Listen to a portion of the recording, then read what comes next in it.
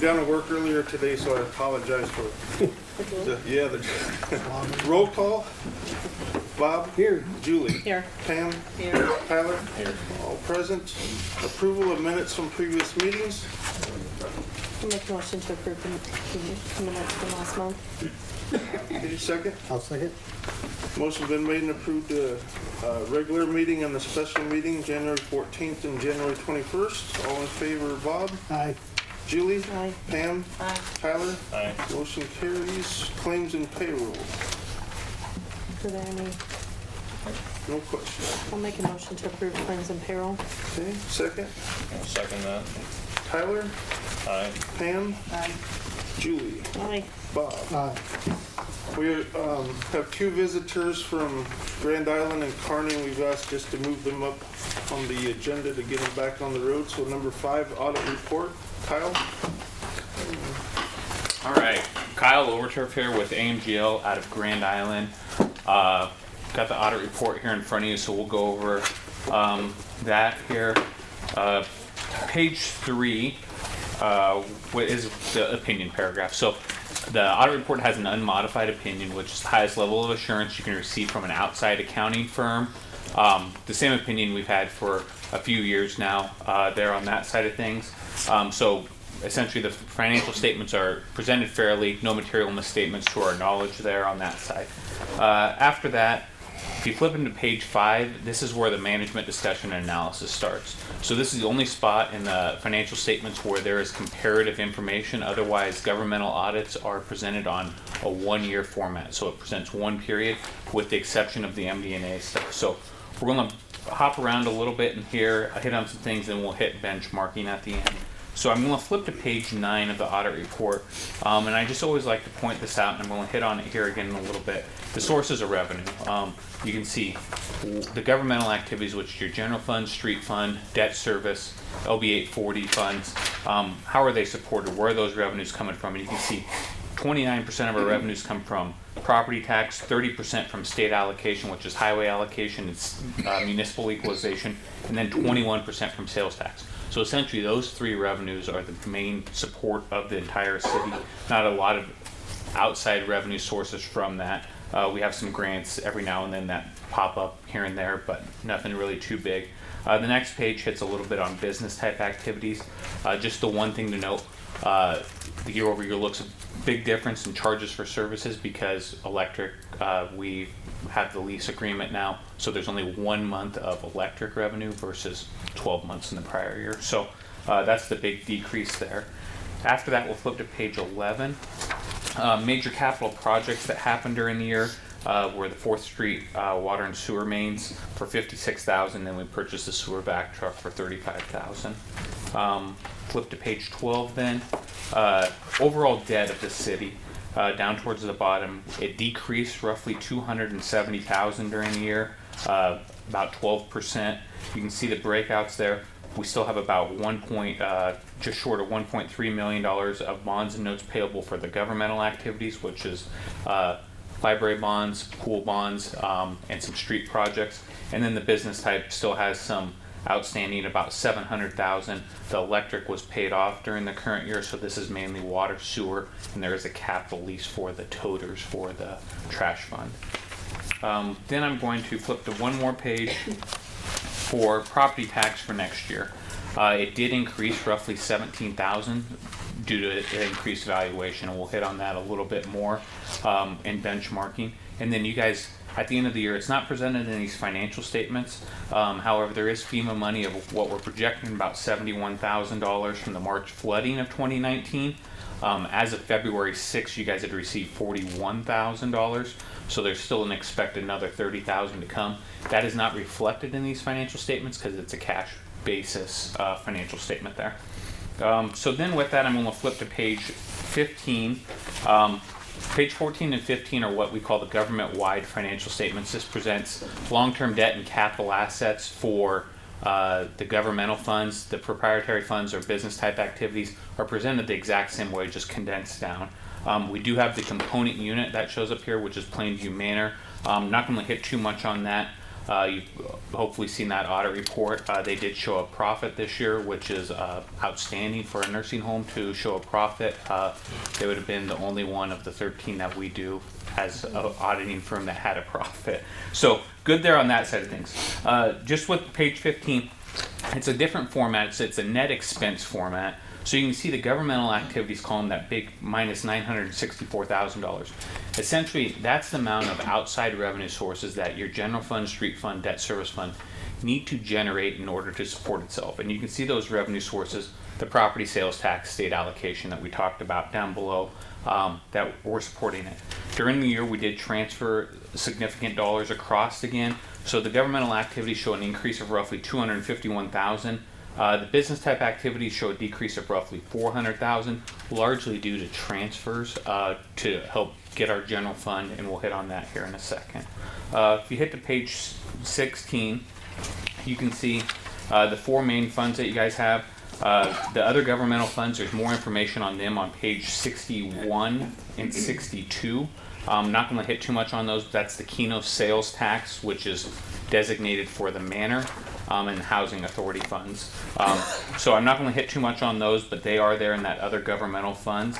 The one thing to note here, page 16, is the unassigned fund balance. We're slowly whittling it down, but the general fund unassigned deficit is effectively $128,000. We're slowly getting there.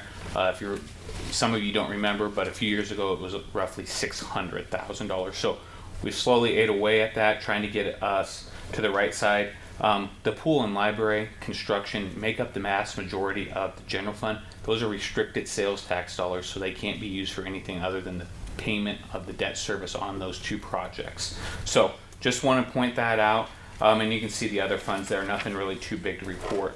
Page 18, you can see the general fund there, increased fund balance of roughly $236,000, largely in part due to the transfers of roughly $390,000 coming in there. So that was the big reason for the increase.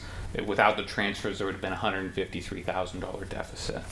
If you flip to page 21 now, we get into the business type activities or proprietary funds. A little strange with the electric fund this year. Like I said, the cost of power is higher than the customer sales. That is primarily due to the utilities for the plant still being lumped in with the cost of power. So really that's a kind of a conjunction.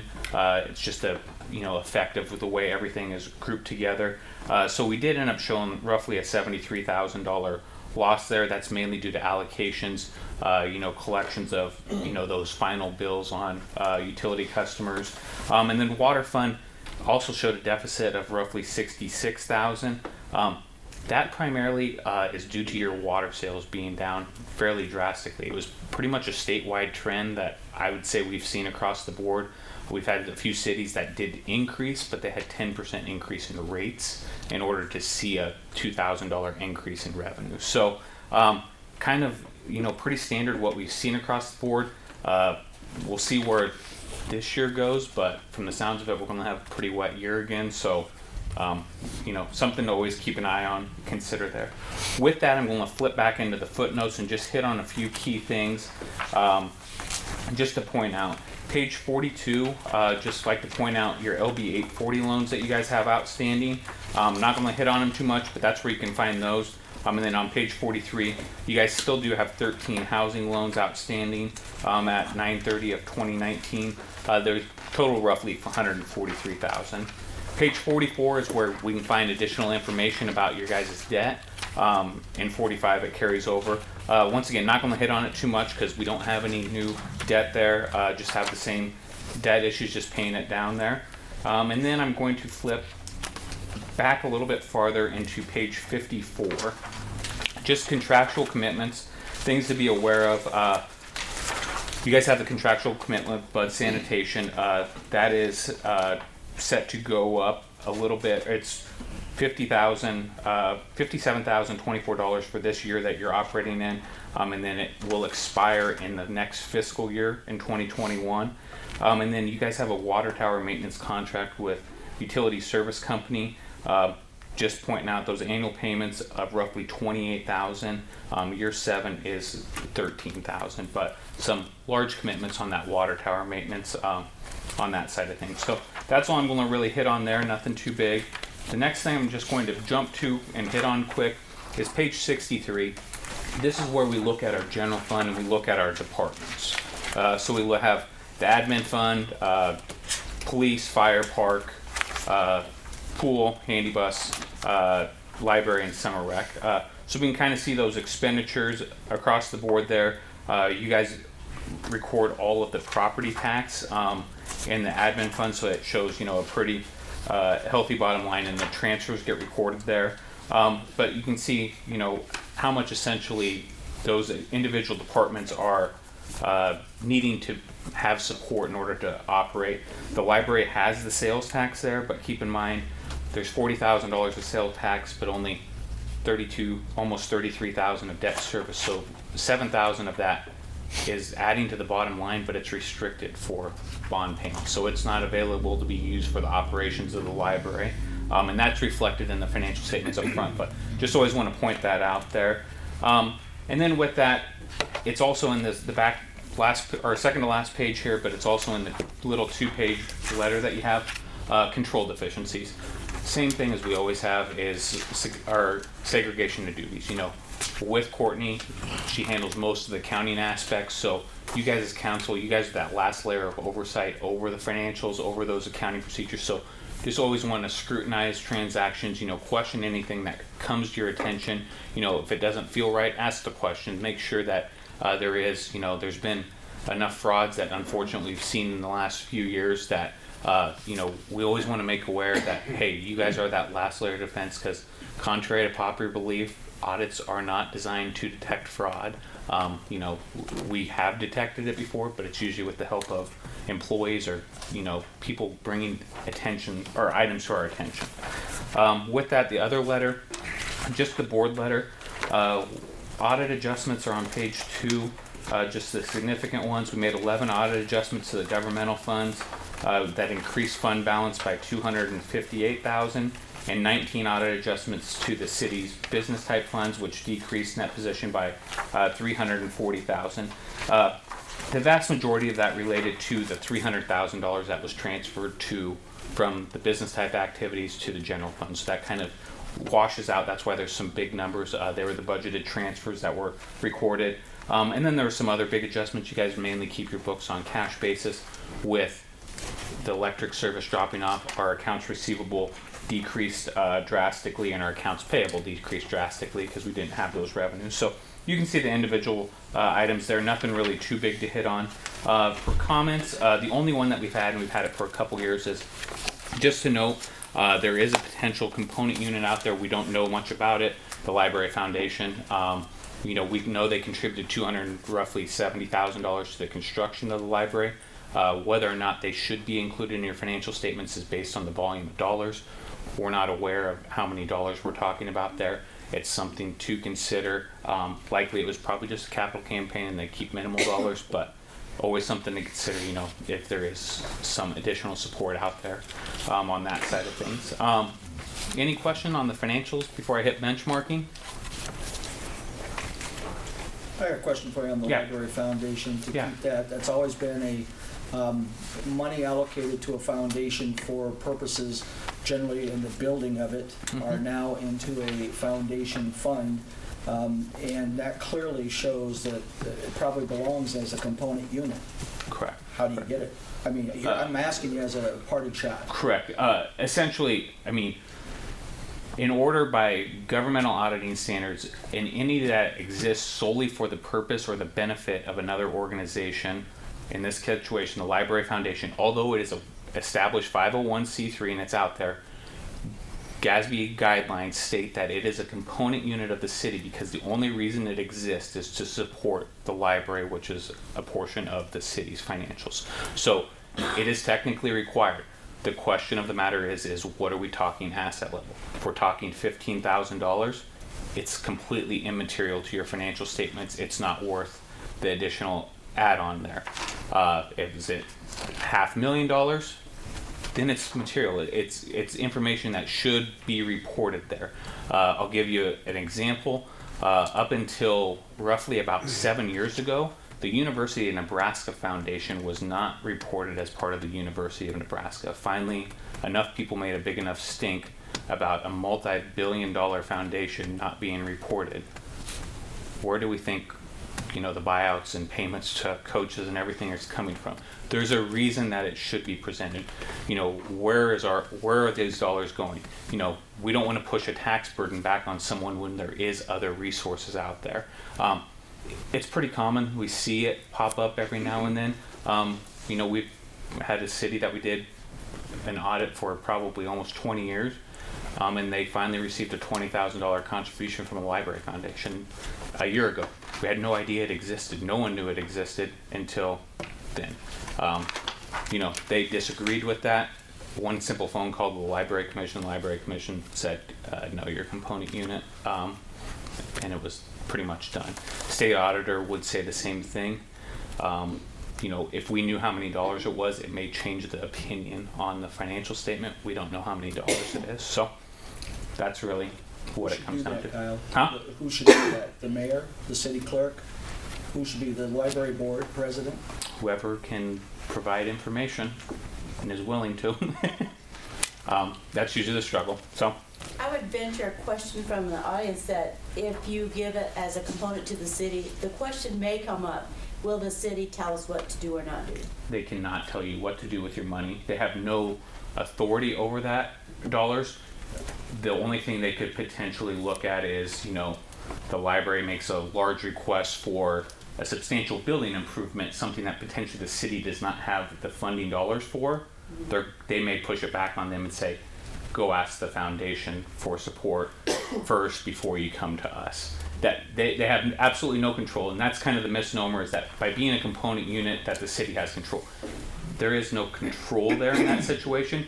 It's just what I'll call a quirky accounting pronouncement that is trying to capture the entire picture of the city, so people know that there is something out there that can help support. Because the worst case scenario is that the taxpayers support some project when there's potentially a $1 million foundation out there, because unfortunately it has happened before. I'm not saying that's the case here. I don't think it's the case, but that's just really what it comes down to. They sold a lot of cookies. So with that, we'll jump into some benchmarking. And so that's that little 2-page with a bunch of numbers on it. And so your guys' peer group is 1,000 to 3,000 population. So we compare these with the audits that we do and then other audit reports of auditors across the state that we feel confident in their abilities to report things accurately. So I believe in your 1,000 to 3,000 peer group, there's roughly 30 cities across the state of Nebraska that are included in that. So you guys can see your guys' population is 1,246 is what we're showing. So towards the bottom of that 1,000 to 3,000, the big thing is the next one, the valuation. And this drives a lot of the calculations in here. Your guys' peer group's valuation is $84 million. As a city, your guys' valuation is just short of $47 million. So in total, you guys are about half of the valuation of other cities in your group. This essentially limits your property taxability and all those things. As we tell school districts all the time, no different with cities, everyone's not created equal. The size, the valuations of your cities, not everyone's equal. You might have the same population, but they're not equal. So we looked at unrestricted net position. You can see the governmental activities, we did get to a positive unrestricted net position. It did come at the expense a little bit of the business type activities during the year. But we're working our way. The goals, you can see the 35%, were roughly a third short, or only a third of those side of things. We've got to slowly work there. We can't build up cash reserves overnight. Next one down, the sources of revenue. Property taxes, you can see you are slightly higher per capita. We'll hit it on the next page. It's mainly due to the debt service levy, not because we know where our valuation is. The state allocation is significantly higher, and you can see in number 3, that is mainly due to municipal equalization. You guys get $95 per capita versus the $54 in the peer group. That's mainly due to that valuation being so low. You get additional municipal equalization. It doesn't make it equal though. It's just an equalizing factor. It doesn't replace those property taxes and the valuation you're losing. And sales tax, you guys do have the sales tax in place. You guys still are slightly lower than your peer groups, roughly $35 based on your peer group. So just depends on businesses and everything you have in town there. We'll hop down then to number 4, governmental expenses by department. You can see the recommendations and then where you guys are sitting. The police force is significantly higher than the peer group. It's something that we see across Northeast Nebraska. And unfortunately, out of all the items, the library is slightly higher there too, but it's also a new facility and some of those things kind of come into play. Admin had a little bit of a bump, mainly just due to allocation of some things, some timing of some expenses on some repairs and grant-related stuff with FEMA there. Otherwise, nothing else really too out of the ordinary. Just, this is where it comes down to you guys as city council. You have to decide where you can spend those dollars. And if we look at the number 6, that unassigned fund balance, it was negative $142,000. Ideally, we'd like to have 4 months cash reserve on hand. Obviously, we have 0 as it stands right now. We'll hit on at the next page what that recommendation would be and how we potentially get there going forward. Second page, street cash reserve. You guys are up to 16.6 months in cash reserves there. That just fluctuates, it's the ebb and flow of when timing of projects. You can see in 2017 we had 30 months. We had a big spend down with street projects. You'll ramp that cash back up, have another spend down. Number 8, levies. So this is where we're talking valuation again.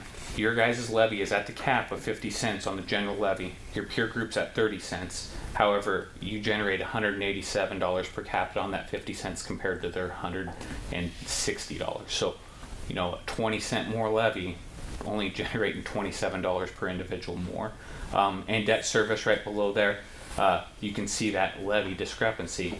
They have a 12-cent levy, you have a 16-cent levy. They're actually generating more property tax with that 12-cent levy than a 16-cent levy. So just to compare there, we can see capital assets. We've had some major improvements in the governmental activity side of things, so that's the good news there. That'll help us build up our cash reserves going forward in the future. We're almost 59% there compared to 35% recommendation. That's when we need to start considering, hey, we might need some capital asset replacement. Business type activities is slightly below. It's going to be largely due to electric, I'll say. We haven't had major electric improvements there. It is slightly skewing our number, and it's going to skew our number the way we calculate it down below in the operating reserves. Operating income, we'd like to be at that 15%. Like we said, water had a rough year just with the revenue side of things. So it was a pretty significantly short of that 15%. Electric fund, I expect to bounce back next year after that, the turnover, the switch over on that side of things. And then the very last one that I'm going to hit on there is cash reserves. Our recommendation for operating cash reserves for your guys' general fund would be roughly $355,000, which is about 4 months cash on hand. Right now, unrestricted cash that you guys have is roughly $128,000. So we got a ways to go there, but you can see in 2017 we were minus $820 in the general fund. So we've made significant strides. However, that has come a little bit of the course of the next one here with business type activities. We'd like to see roughly $1.8 million, with roughly 1.2 of that being available for capital replacement. So we have about $325,000 cash on hand. So not quite as much as we'd like, but you can see we've pulled down cash reserves there in those business type activities, essentially to assist in correcting our deficit general fund balance through the years. So we just got to continue to look at what sources of revenue, where can we potentially make some cuts in order to try to balance that general fund budget, because right now as it stands, we need roughly $150,000 annually in order to balance the general fund budget, because we didn't really have too many out of the norm things happening this year. The The one potential side of things is the pool bonds, and that sales tax will be coming up due here. Potentially that sales tax may just need to be available for general governmental expenditures. It'd be a huge supporting side of things. I believe, if I remember the calculation right, it was going to be roughly $50,000, somewhere in there. It's a significant support. With your guys' valuation the way it is, can't just generate valuation overnight. That sales tax may be needed in order to, assist in the general operations of the city from that side of things. So, any questions on that? A lot of numbers, I know.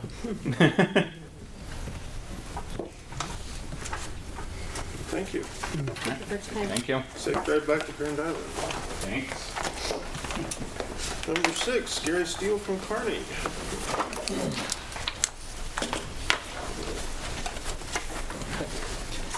Good evening. Good evening. It's always hard to follow the auditor. I know, right? I should have switched you around, but you got further to drive. So. That's fine. Thank you for moving me up on your agenda. I'll try and go through this fairly quickly. It looks like you have a fairly full night. When I'm talking to Mike, he was concerned that there's several people on the council that have never been through the design and construction process. And so I put one of these in front of everybody's seat.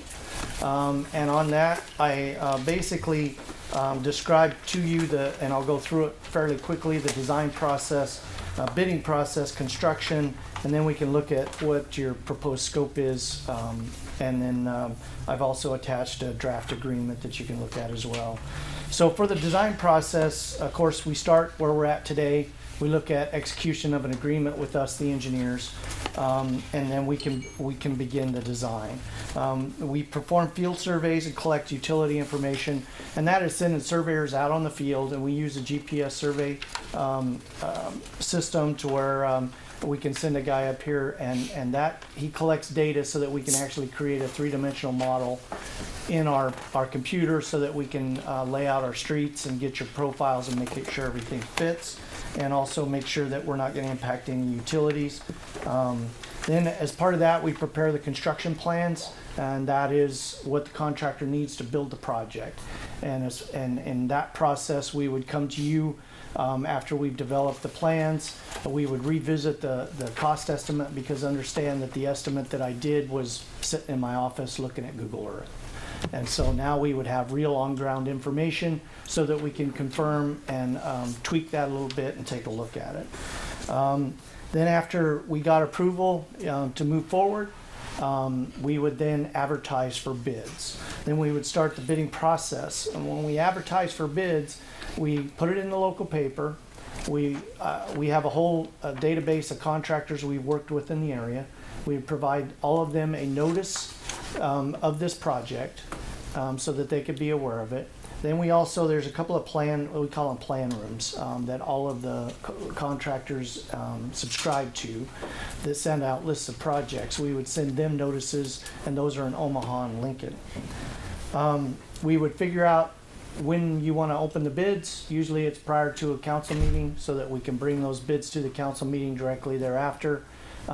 They would then be compared to what your budget is. If everything looks good, then at that time we would also verify the contractor's qualifications. If it's somebody we've never worked with, we'll call their references, get a hold of their bank, and make sure that they're solvent and everything looks good from those respects. Then we would come to your council meeting and we provide you with recommendations and say this contractor is good, we're within our budget, and give you a recommendation to move forward. Or if bad things have happened, we would identify those and allow you to make the choice whether to move forward. You would then issue a notice of award to whoever the contractor is if you so choose. You could also reject bids, say the bids came in higher than anticipated for whatever reason, and we don't have the budget. That would be one reason. There's multiple reasons, and we, if necessary, we'd get the city attorney involved to make sure he was comfortable with whatever the decision was. Then once we started construction, the contractor has to obtain his bonds and insurances, and usually that's a 2 to 3 week process. And depending on his schedule, he would then set up when he's going to do the work. We do either constrain him on a number of days that he can work on the project, i.e. we give him 90 days starting this date he has to be done, or we give him a completion date, say November 1st. By November 1st he has to be done, but he can only be on the project for a certain number of days. So we'll set it up one of those two ways.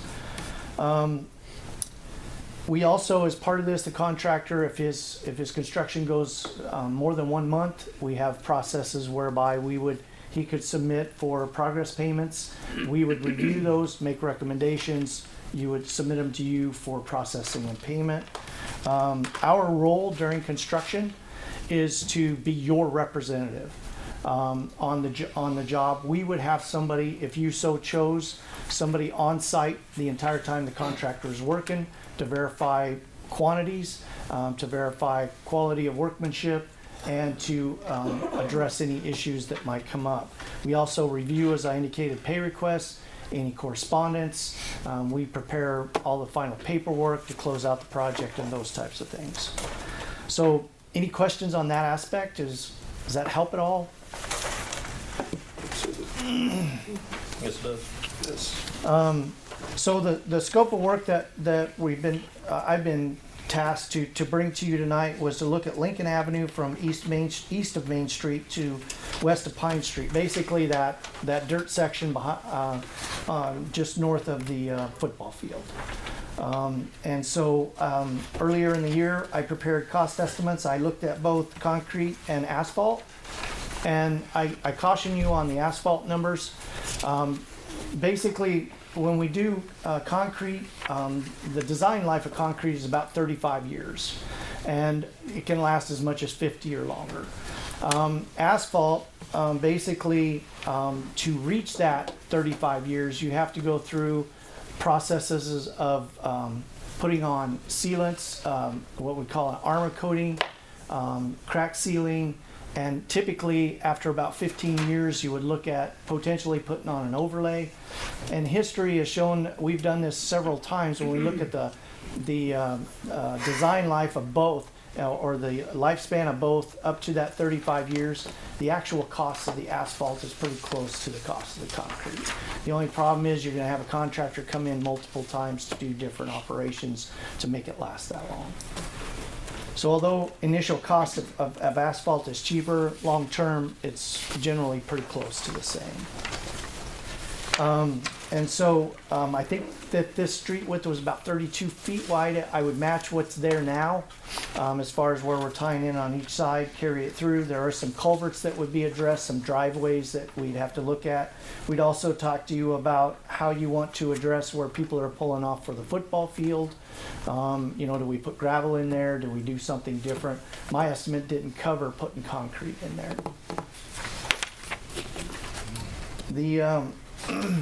The next street that and I guess the estimated cost I had for that for concrete was, total project cost was $272,025, and for asphalt I had $203,366. And on all of these, you'll see me, I put 10% contingency in there, just as a budgetary look at things, because we don't know what we're going to find when we get out there. And like I said, when I prepared this estimate, you know, we're looking at Google Earth, and so there's things that could come up that are unseen and not known about that could affect that. And then engineering, we typically use a straight 16% overall project. And I've used that since I've been working at Miller & Associates, so that's about 6 years now. The other road that we're looking at is Euclid, from 2nd Street to 3rd Street, over by the hospital. And again, we would be tying those two ends in with concrete or asphalt, depending on how you choose. This one's a little more complicated. It's got that concrete driveway and those sidewalks that we would have to take into consideration when we build this and make sure that everything fits properly. With that, on the last two pages, 8.5 by 11s, I've got basically our draft agreement. I talked about the topographic surveys. at $1,500. The street design at $9,000.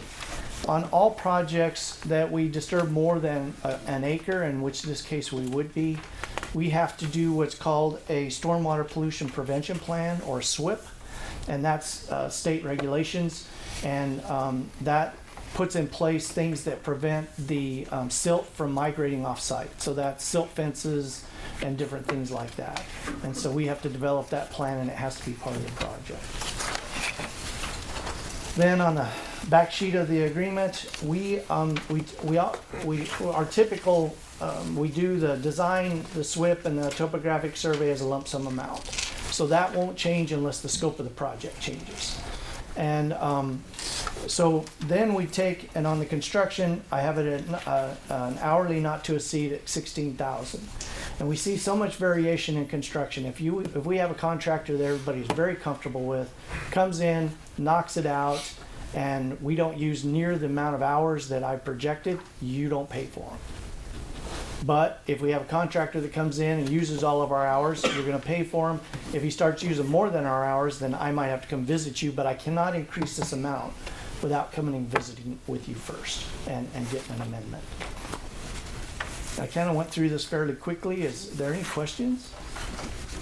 There was a third street we had added to the one-year plan, but We can't discuss it. It's not on the agenda.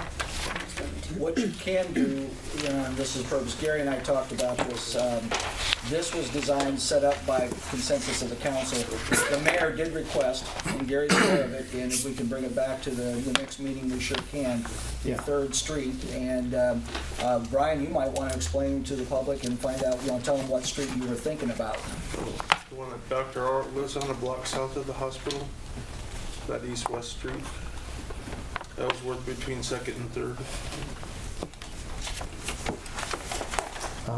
Ellsworth between 2nd and 3rd. Okay.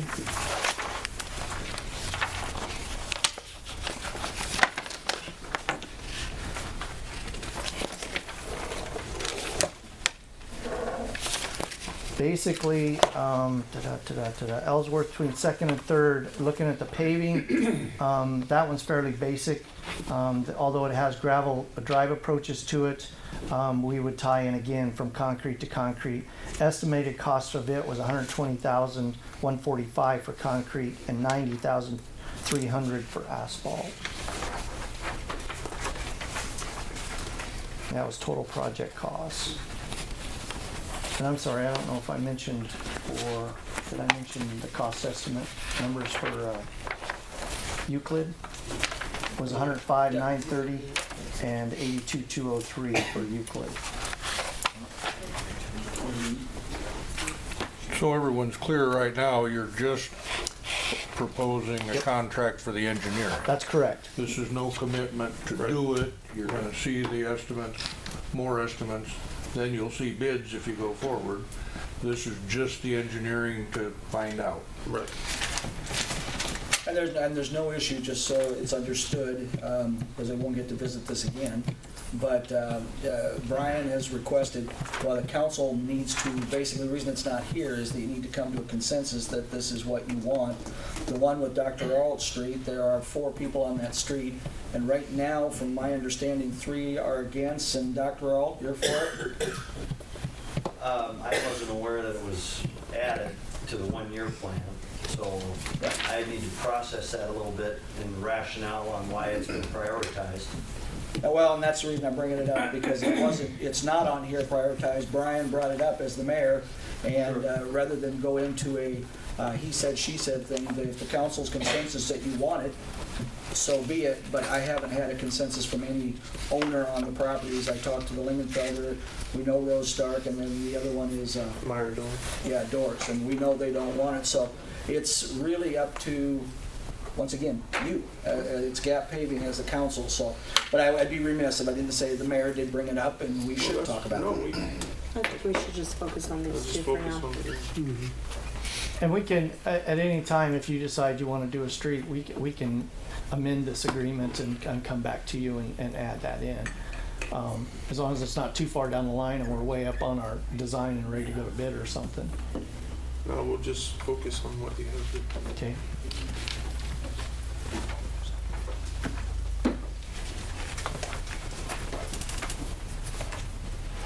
Any further discussion? This is just to get more estimates. Well, it's to do the engineering design. We would actually prepare the construction plans and specifications. I'll make a motion for you to go ahead and pursue this. A second. Second, okay, Bob? Aye. Julie? Aye. Pam? Aye. Tyler? Aye. Motion carries. Thank you. And I did bring some originals on the agreement I can give to the clerk, and she can have you sign them, and then you can mail me one back. Thank you for your time this evening. Absolutely. Thank you.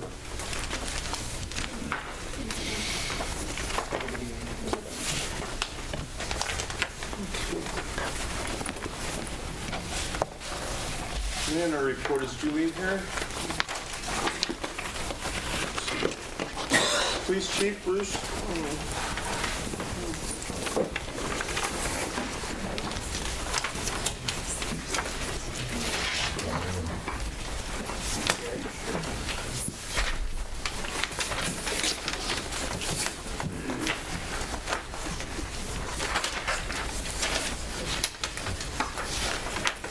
The dog bite that's on here, was that pit bull? Or was that a different one? I think, yeah, it was a pit bull mix that he had bit the granddaughter. That had 52 stitches, broke the arm in 5 places and bit her in the face. That's what my report said. No.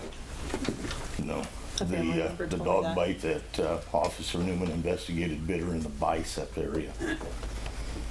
And never even punctured the skin, basically. Well, punctured the skin, let me take that back. Punctured the skin, did not rip the arm. And that dog was, Put down Put by down? the owner, yep. and fines were given. Mm-hmm. Is that the citations then, Bruce, the 2 citations? Was Yeah. that one of them? Yep, For both of them? right.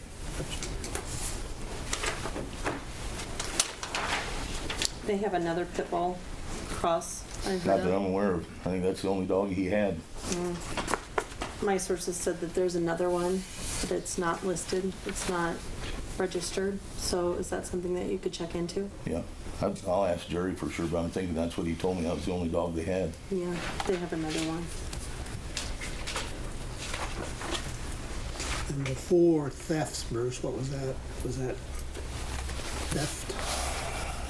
We had 2 vehicles that were entered. I can tell you that for sure off the top of my head, Bob.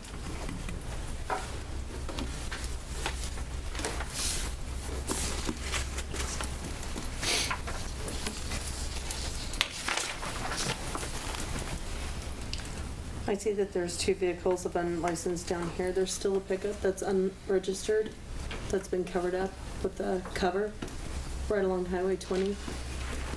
We are attempting to get a hold of that guy. He is not around much, over-the-road truck driver. Because it's And- been sitting there a long time. Well, and we got our eyes open when he comes in, but I haven't seen him now for I don't know how many weeks. Tough to get a hold of him.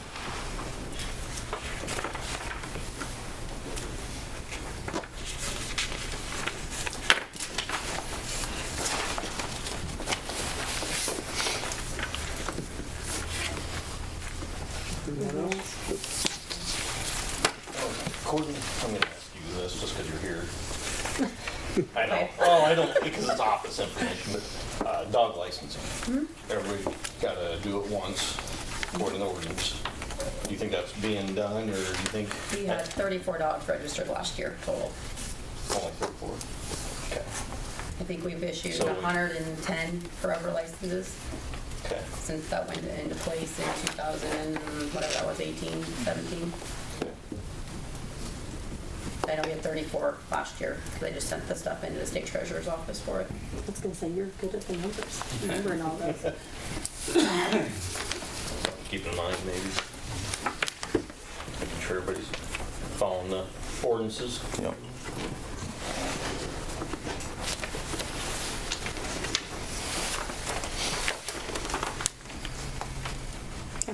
Thanks, Bruce. Thank you, Susan. Thank you. Thank you. Susan?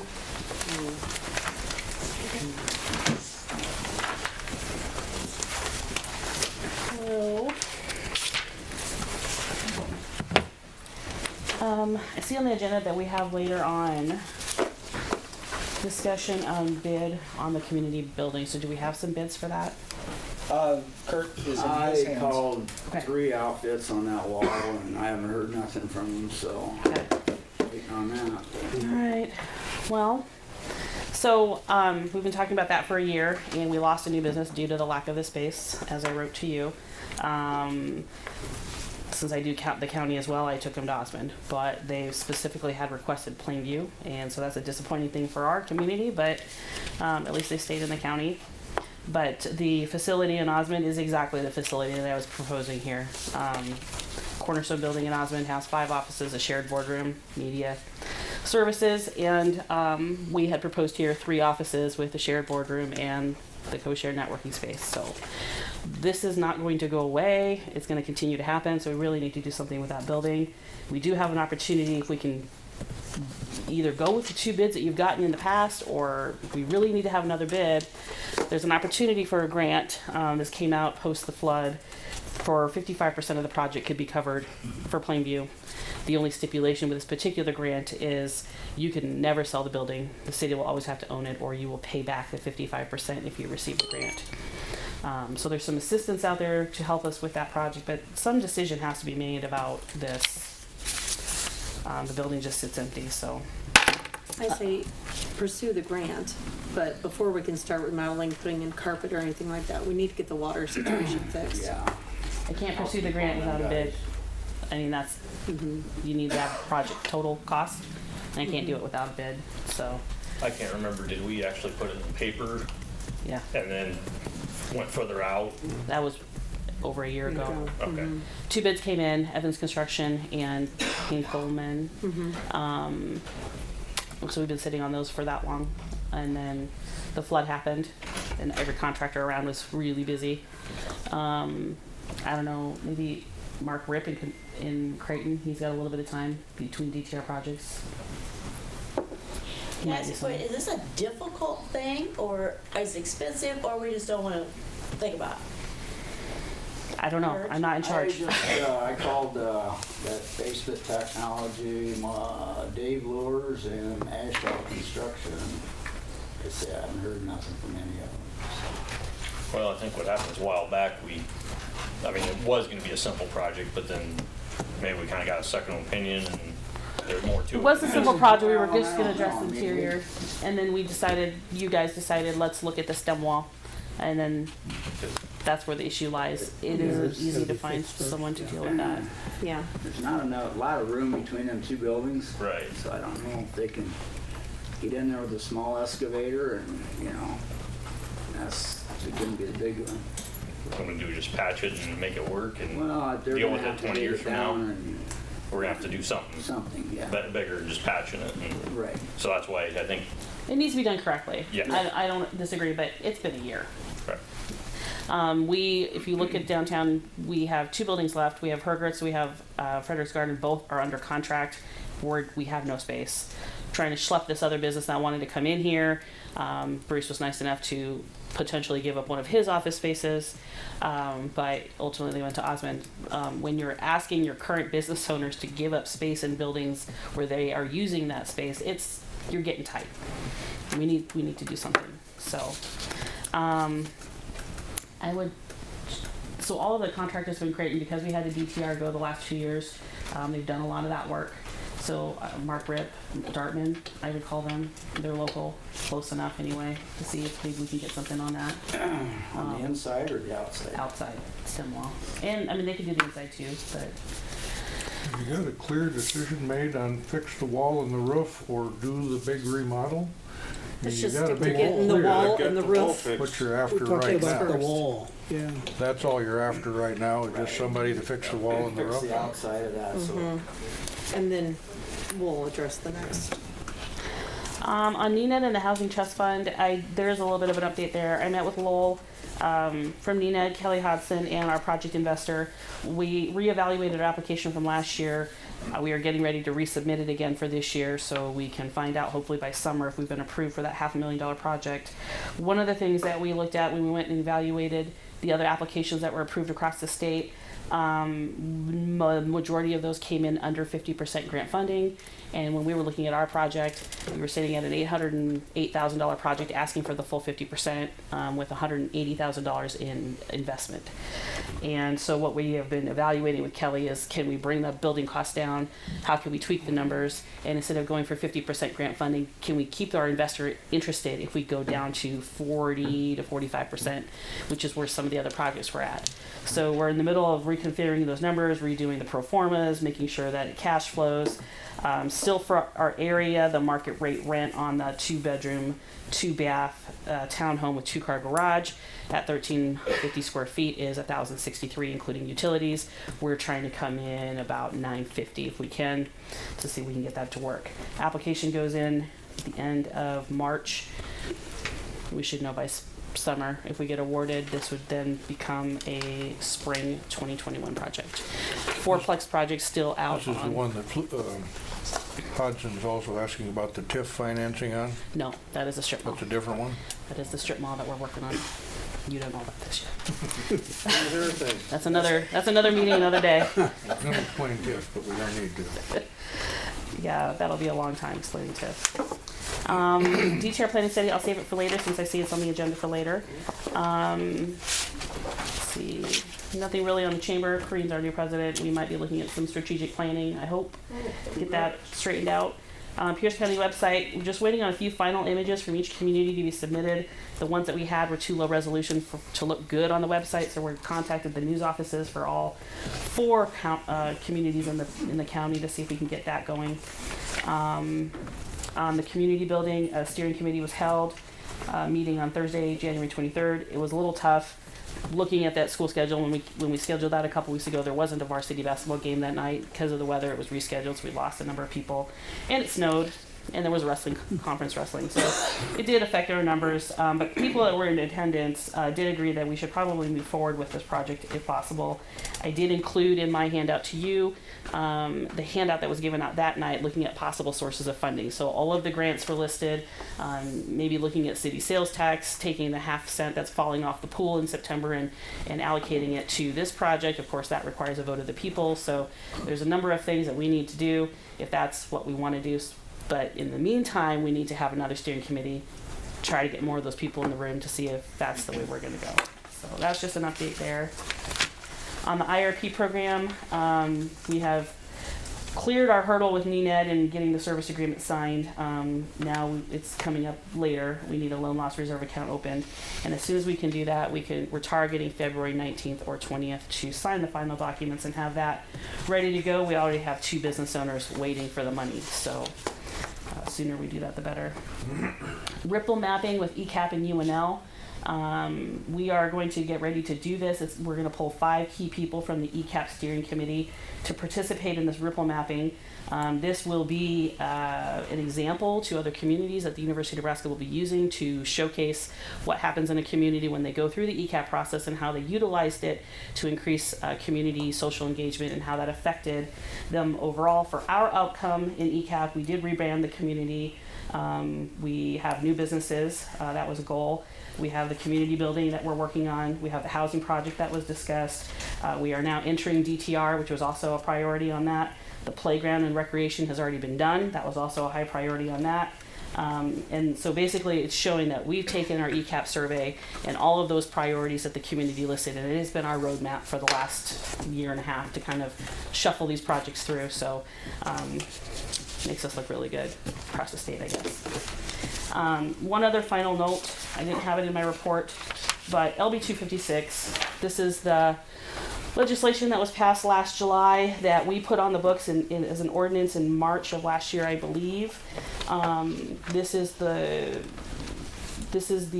law that allows you to streamline rental properties in your community, create some sort of process where there's a vacancy, the city may be allowed to come in and there's just a across the board guideline. You know, you don't rent this home until these things are addressed, these things are fixed. And with the commercial buildings, it eliminates vacancies in the downtown because those owners are fined. It does not allow storage on the first level. And unless the building is actively being advertised for sale, you're going to get these fines. For us, since space is a premium, so we have to start looking at something like that. Listening to the auditor talk tonight, he said a statistic that was exactly one of the reasons why we need to do this. We are valued 47% less than other communities of our size. It has everything to do with property values and the condition of some of the homes. When you look at Plainview, 24% of our housing stock is rental. That's extremely high across the county. Nobody else has that high of a rental rate. It is due to the slumlord situation. We have this high mobility that's going on in our community. It affects the school. I had written a grant last year for Pierce High. One of the things I had to look at in that grant was student mobility. This is the number of kids that move in and out of your district in a year. State student mobility sits about 3.8%. Pierce was less. Pierce was at 2.8, 2.9. I looked at Osmond. They were in the 3 to 4 range. I looked at Plainview. We were over 10%. It's this cheap rental housing slumlord situation. And that's a tax on the school. When my son was there, playing sports, it affected the student numbers. When it came down to, are you going to be eligible for 8-man or do you have to play 11-man? Can you go to state? Can you not go to state? I'm sure it's a tax on their resources as well in other areas. But we have got to stop sitting on this ordinance that we've had since March of last year and actually write up some sort of program so we can actually start utilizing this. It is becoming a real issue. So that's all I have for that, and we'll talk about some of these other things later. So that's LB 46? LB 256. 256. Yes. Has that been brought up to the housing board? They don't have anything to do with it. No, They don't. this has to do with you guys. Just us, So okay. what, we just need to follow this LB 256. 256. So the state implemented as a law, another tool, in your box for a city council to deal with nuisance properties and other things. We were very proactive and went ahead and signed it in as an ordinance in March of last year, one of the first communities across the state to do so. But the other thing is you actually have to have some sort of plan. You have to draft some plan on how we're going to use that since we adopted it, and that has not been done. It's got to come You from. might recall when the thing was passed, I mean, it's an issue of if you're gonna pass it, you've gotta staff it. It's a substantial project. Yes, it is. To inventory all these unused and abandoned properties and get in touch with them and push them. And that's what it allows for. And in some circumstances, as she says, you even fine an owner who's just letting the property lay, not trying to fix it, not trying to use it, not trying to sell it, just letting it lie. For instance, the house across from Steinkraus's is a crisis right now. Those folks are particularly slippery. They bought it back on a tax sale, but they've never gone in and gotten their deed. So the deed is not in their name. So they're more slippery than most. But yeah, it requires significant administrative time. And you're gonna have to allocate somebody to do that if you want it to happen. I told Courtney, we're sitting together, I'm gonna have at the end of the month before I leave, at least a draft set of regulations. The problem you're gonna have, and I'm dealing with, well, actually Brian Newton down at Fremont and a couple of others, is they have 256 on the books too, but there's gotta be a trigger. And they're having a hard time figuring out what triggers the building to be put on a list and what doesn't. So that inventory staffing, that initial go, I think Central City wants to use like the water sewer bill. So if they become inactive, then it pops up a red flag, and then you can go take a look to see if that building needs to be there. If that's the case, but this has got to be somewhat put in place so that you don't mess up with the 256, because it does have limitations too, but I agree. Omaha's using it right now too. Omaha implemented it last year. Excuse me. That hasn't made it around the league and gotten back into the code book yet, has it? I mean, the reprint for that to go into the code book, I don't think it's back yet. They haven't finished that section. Sent it. So if anybody wants a copy, we only reprint the code book once a year. So if anybody wants a copy, you gotta get a copy from Courtney. It's not in the code book. It's a permanent ordinance, it'll go in the code book, but it's not there yet. Could I address this council? At Christmas time, I had Christmas wishes from Plainview from any number of people that came in serendipity. 90% of the wishes were clean up Plainview and get rid of junker cars.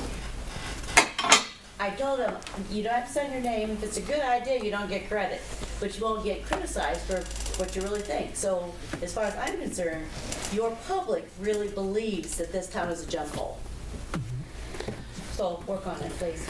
I mean, I guess at some point you have to look at it. Is it allowable to let someone who has bad property devalue everyone else's?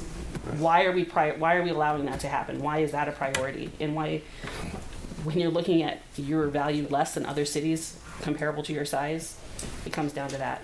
So it has to become a priority somehow. You've had since last March. Here we are knocking on a year.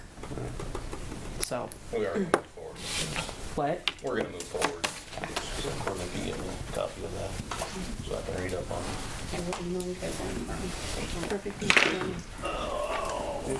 Mike, are you saying that there has to be like policies in place when you say something has to trigger it? What do you mean The specifically? biggest problem in that, in Omaha, is actually in the design phase of 256. They aren't there yet. But I will tell you, from the towns they want to do this. 256 was a tool. I'm not so sure it was well thought out by Breezy and put into place, but because it is law, then the cities, the municipalities get the right to sit there and use it. I think it's a good tool, but how? So it's up to the cities themselves to draw up the policies to Recognize identify the houses? the definitions are in the ordinance. Correct. The problem is just identifying the property. I mean, somebody could just drive around town and make a list. But in a bigger city, they're trying to do it by way of utility bills or something, so they don't have to drive around all the time. And housing In inspectors and building Plainview, frankly, inspectors. driving around and making a list might get you there. I don't know if he was trying to say that they need more of a set No, policy. the definitions are in there. You just And have the to stuff is in the regs. ordinance to do something if you identify there's a property we want to go after.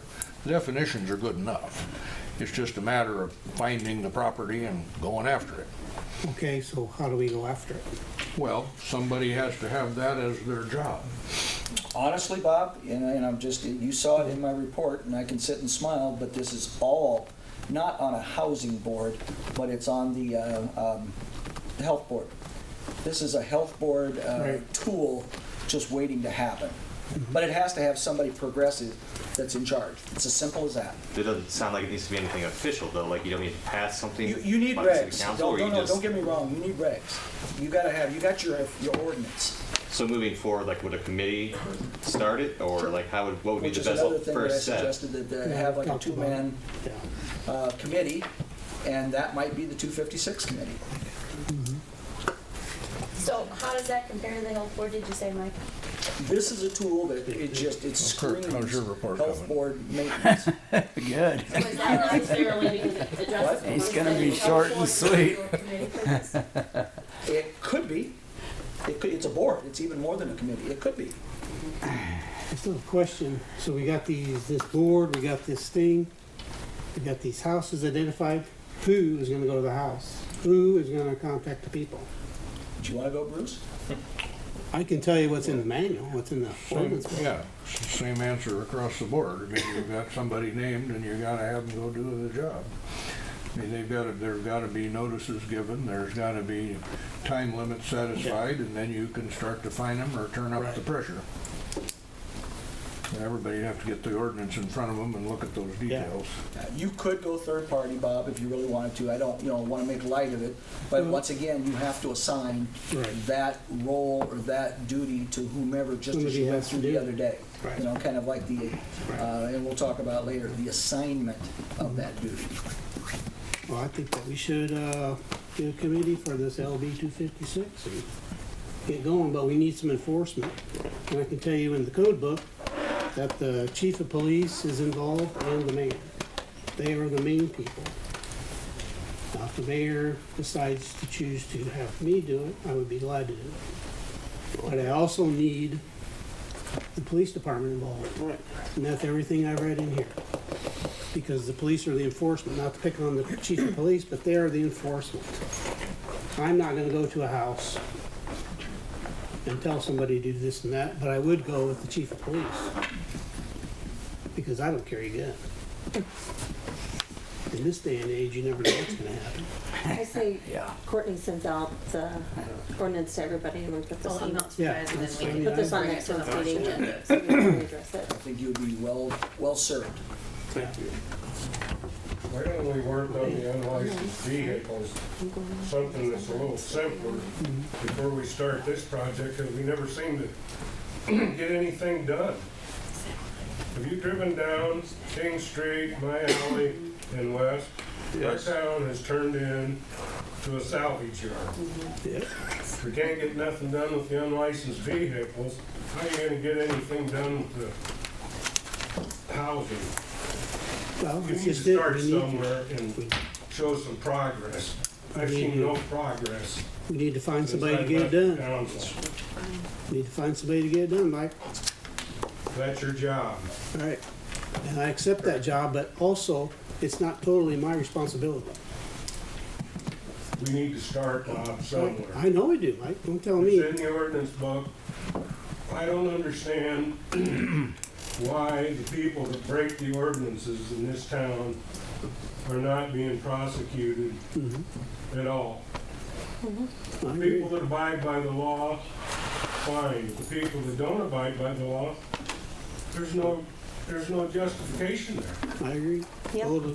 Totally. Where are we gonna start? When are we gonna start? Yeah. You talk about it every month. You talked about it when I was on there. I know, we've been talking about it for years. There's 13 vehicles in my block alone. Drive down my alley, drive down King Street, go west from there to the residential spaces. It's a salvage yard. And that's just in a 2-3 block area. Drive around the rest of town and see how many unlicensed vehicles there are. So Bruce's list should have more than 2 vehicles on it. I would think so. Uh-huh. Is there any legality stopping Bruce from you going there and doing something? Since it's their property? If you go down to the old Spee's property, which was Yeah. referred to, he's got, I don't know how many vehicles lined up there. Yeah, they're nicely lined up, I'll give you that. And I will tell you, all those vehicles that are lined up there have legitimate plates on them. Yes. Not the agenda. All right. Now, as far as the salvage yard, we have one salvage yard here in town. He is a licensed salvage dealer. There's nothing you can do about him. He can have unlicensed vehicles on there. You go over to the next block, the only vehicle that I am aware of that is not licensed at this time is still on in-transits. The in-transits are good on that vehicle. I believe I am correct.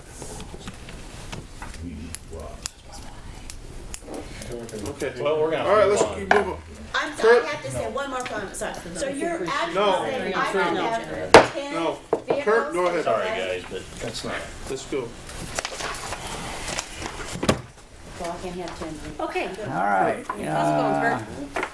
What do you got, Kurt? Vehicle maintenance, we've been, working on backhoes, dump truck, and updating plans for health and human services, emergency response, sample site, critical contact. Troy kept busy last week just for out the tree pile, North Central was cutting trees. I think they're finished now, so, looks a lot different around town. He does a good job out of that tree, though. Yeah. So, water meters, we're still working on putting ERTs in and stuff, and that'll be an ongoing deal, so. We'll be getting probably new software within the next year. So we still, we're gonna, I think the meters are all right, or the ERTs, or the thing, the batteries are going dead on them. I don't think the meters are outdated. Roger would probably beg the difference on me when he's up next, but Yeah, I mean, I would assume they're like 15 years old, so we're trying to get another 10 to 15 out of them and do it this way. Eventually, you're gonna have to put water meters and Newards in, but I think we're getting by the cheap way right now, so.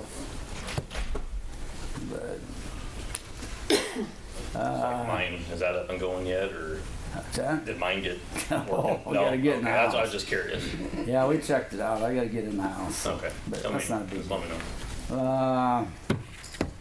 Went with the surveyor from TC Energy last week.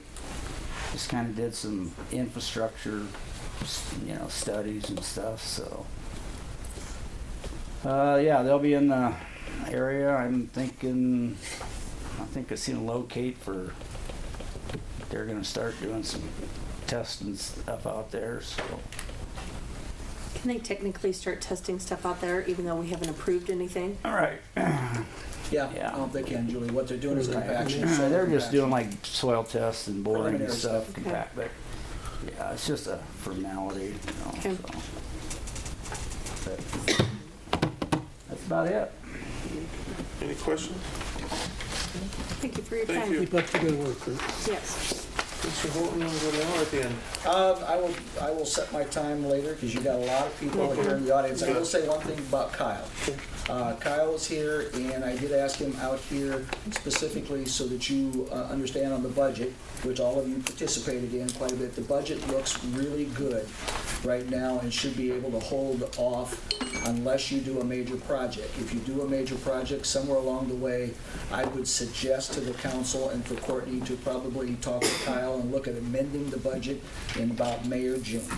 That'll give you kind of and you're only gonna do it for a capital improvement project, but if you don't do it, you will be in violation of the law or budget laws. Other than that, no, go ahead. Number 7, Roger, JEO Consulting.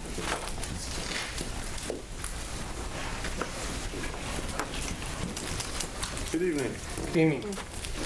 I'm Roger Brotzman with JEO Consulting Group. I'm presenting, we've an agreement for the source water protection program that we talked about a year ago this time. And just to give you a quick recap of what happened in the last year, we did submit the grant application. The state went around and negotiated with communities, ultimately tried to break a lot of the applications into some smaller projects so that they could spread the money around, and basically said, we're going to shorten the time frame on the projects, but you're welcome to come back with the second application to do the second phase of your project. So they kind of broke several communities' projects into multiple phases.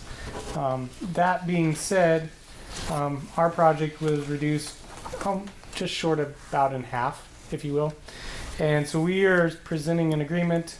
And the first part of this project, the purpose of this is to characterize the aquifer for the water supply wells as we begin our analysis to try to look at and evaluate the source of the nitrates, the movement of the nitrates, the movement of the groundwater, and the aquifer, and long-term planning of where we want to maybe go with future wells. So with a smaller project comes a smaller grant and a smaller city obligation. The total project is $56,000 as submitted to the state. There's $4,000 of in-kind services, two of it by the city, two of it, that $2,000 being by the Lower Elkhorn NRD. The actual cash cost for our agreement with you guys would be $47,000, and of that, $36,500 would come from the state, $3,500 of it would come from the NRD, and the city would have an obligation of $7,000 on the program.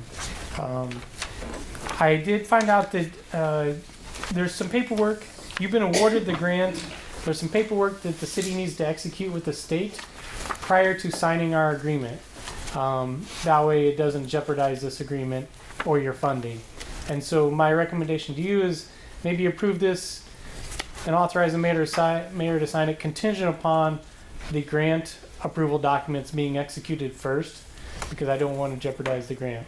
So, but the idea was that we could be able to start around March 1st and get going, try to get most of the field work done this summer, And so there's some planning that needs to be done along those lines. Will we see that, or was the state holding up on that through Jonathan because of this change, or? You should see that. I think Jonathan tried to talk to the state representative today, and she wasn't available. But his past experience is just that, yeah, she probably needs about 30 more days to finish her paperwork at the state, and usually there'll be a conference call that'll be held when they send that out. Can you, Roger, make sure that Kurt and Courtney are on that, so that especially after that phone call, that Jonathan's going to do it? All right. So that's kind of where we're at, and that's an update. And yes, if you have any questions or comments. And the idea being, again, that we start around March 1st. The state is already kind of kicking things off. They've asked the city participate in a meeting up to be held in Creighton, because there's about 4 communities in this area that were awarded this grant, and they want to have a meeting and try to make sure that there's collaboration between the communities and these projects, and that the data is shared among the parties and across the NRD boundaries, if you will, to make sure that as we look at this area, this is an area that's kind of been under magnifying glass for a while, and it will continue to be for probably many years as far as water quality goes. And they just want people to work together in that regard. February 25th. Anybody's interested, Kurt already knows that to go up there to the meeting, so if anybody's available. 2 weeks from tonight? Or the day. Yeah, it's during the day. It's about 11 o'clock, and they said they'd feed you lunch, I guess. So. Send me a reminder. Yeah. Would anybody like to make the motion for that contingency? I'll make a motion for the recommended changes by NDEE with the contingent upon the grant approval. Second, Pam? Aye. Julie? Aye. Bob? Aye. Tyler? Aye. Motion carries. Thank you. Roger. Thank you.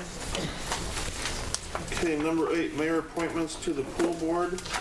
Cassie Wright is asked to step down, and Megan Bowman has agreed to fill her empty slot with your approval. I'll make a motion to approve Megan Bowman to the pool board. Second. Bob? Aye. Tyler? Aye. Pam? Aye. Julie? Aye. Motion carries. Number 9, discussion action, appointment of city engineer and street superintendent for 2020. Miller and Associates, city engineer. Reed Miller for street superintendent. It's currently who you have. Yes. You just have to have it in the minutes. So I'll make a motion to reappoint Miller and Associates. Second. Bob? Aye. Tyler? Aye. Julie? Aye. Pam? Motion carries. Number 10, discussion action, approval of CDA recommendation for DTR planning firm Confluence in Omaha, Nebraska. Susan. All right. So we mailed bid proposals out to 30 firms, 30 planning firms across the state, including Iowa, South Dakota, and Kansas. We received 4 back. Hannah Keelan Associates, 5 Roll, Convergys, and Confluence. The DTR committee met in January. They received the packet. They were issued a rubric. This is they were to use the rubric to kind of grade each proposal for the specific things that we were looking for, which was very specifically defined in the legal description that was put in the newspaper. At the end of that, we met, and the top 2 were 5 Roll and Confluence. So we set up an interview with those 2 companies. We did phone interviews with them, again using a rubric during the interview system, and Confluence once again rose to the top. The reason the rubric is important is if you tell the state that this is who we've chosen to do our DTR project, you have to prove that this is the company you want to work with. It can't be the person who came on 3rd of the list and then you say, we want this company. This is what sets Confluence apart from the others. You did receive their scope of work. They're kind of a brief attachment. The actual planning book was quite a bit thicker, but what was nice about them is that they actually did their homework on Plainview. They knew that our population had increased. They knew that we had gone through ECAP. They knew about LB 840. They knew about LB 256. They knew about a number of things, and they actually were the only one that came here personally and spent a whole day in Plainview, unbeknownst to us, taking photographs, looking at all of the 61 buildings that were identified in our map, our scope area. So when we defined the DTR area, that's everything that's included downtown, all the way to Highway 13 and then Highway 20 all the way out to Schaefer Brain and then all the businesses in between.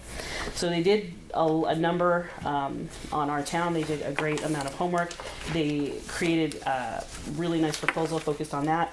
So one of the things that we really liked about it, a little bit of all of the plans were the same in the sense of we're going to address the downtown. We're going to look at the buildings. We're going to do, that's all very cut and dry. You know, we have a historic architect. We have an engineer.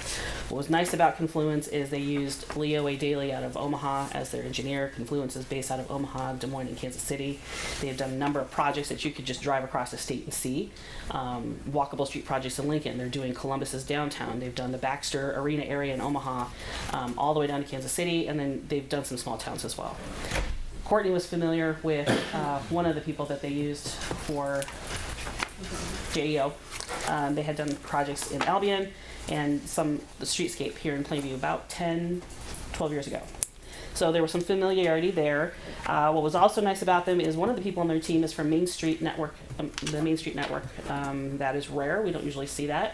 And the Main Street American Network is designed to improve the downtowns, help you create those strategic plans. You can fix all the buildings downtown and make them look nice and new. That is not going to make people go downtown all of a sudden and start shopping local. So they kind of do a number of things there. The community outreach that they had planned was great. They were going to facilitate a series of open houses, really engage the community. They had some youth activities.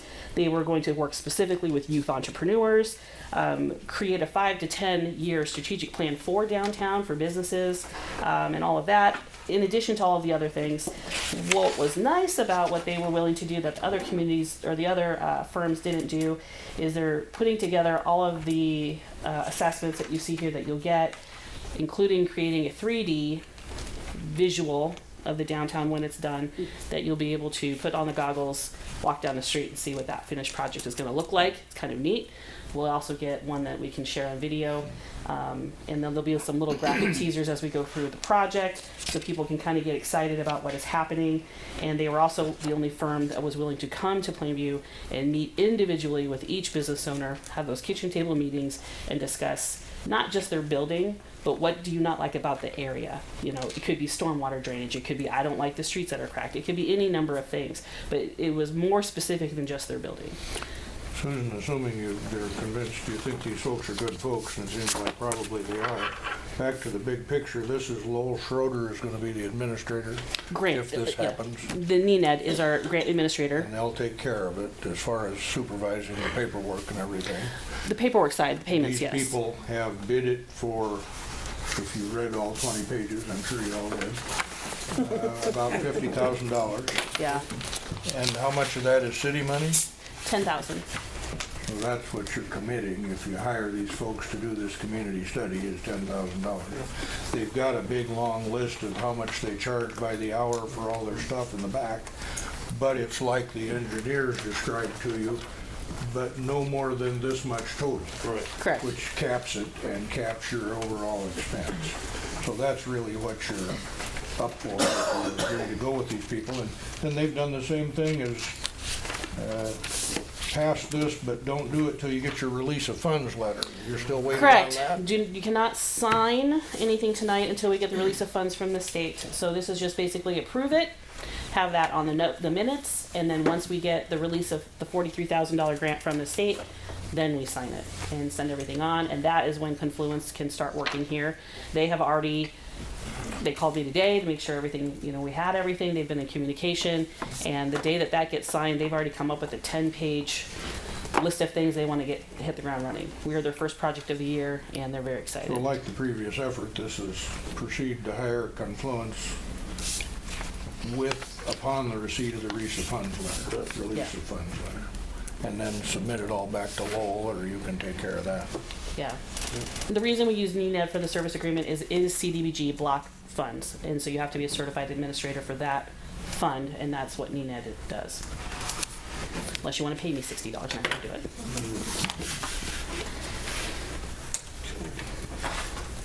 Any discussion or motion?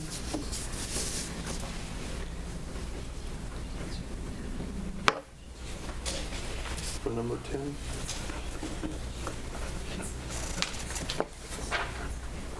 I'll make a motion to approval of CDA recommendation for DTR planning firm Confluence. Second.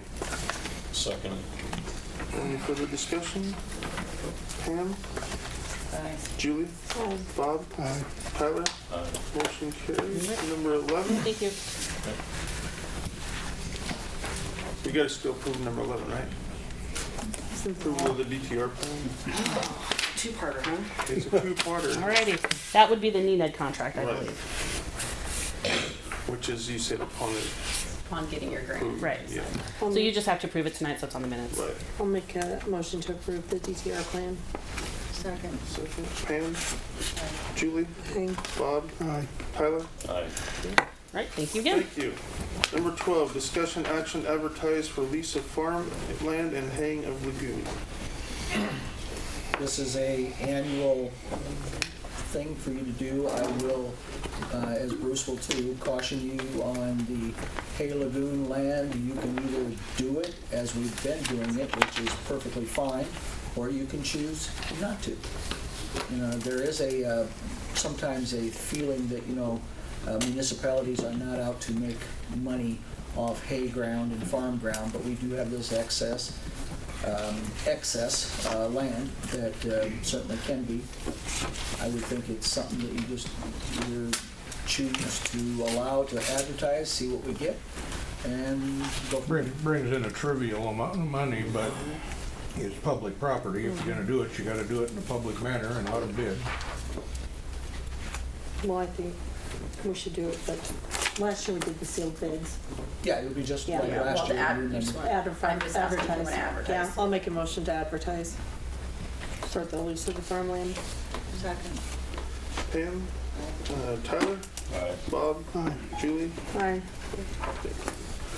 Number 13, carryover from last month, discussion action, ordinance number 954, league model ordinances. That's in your packet.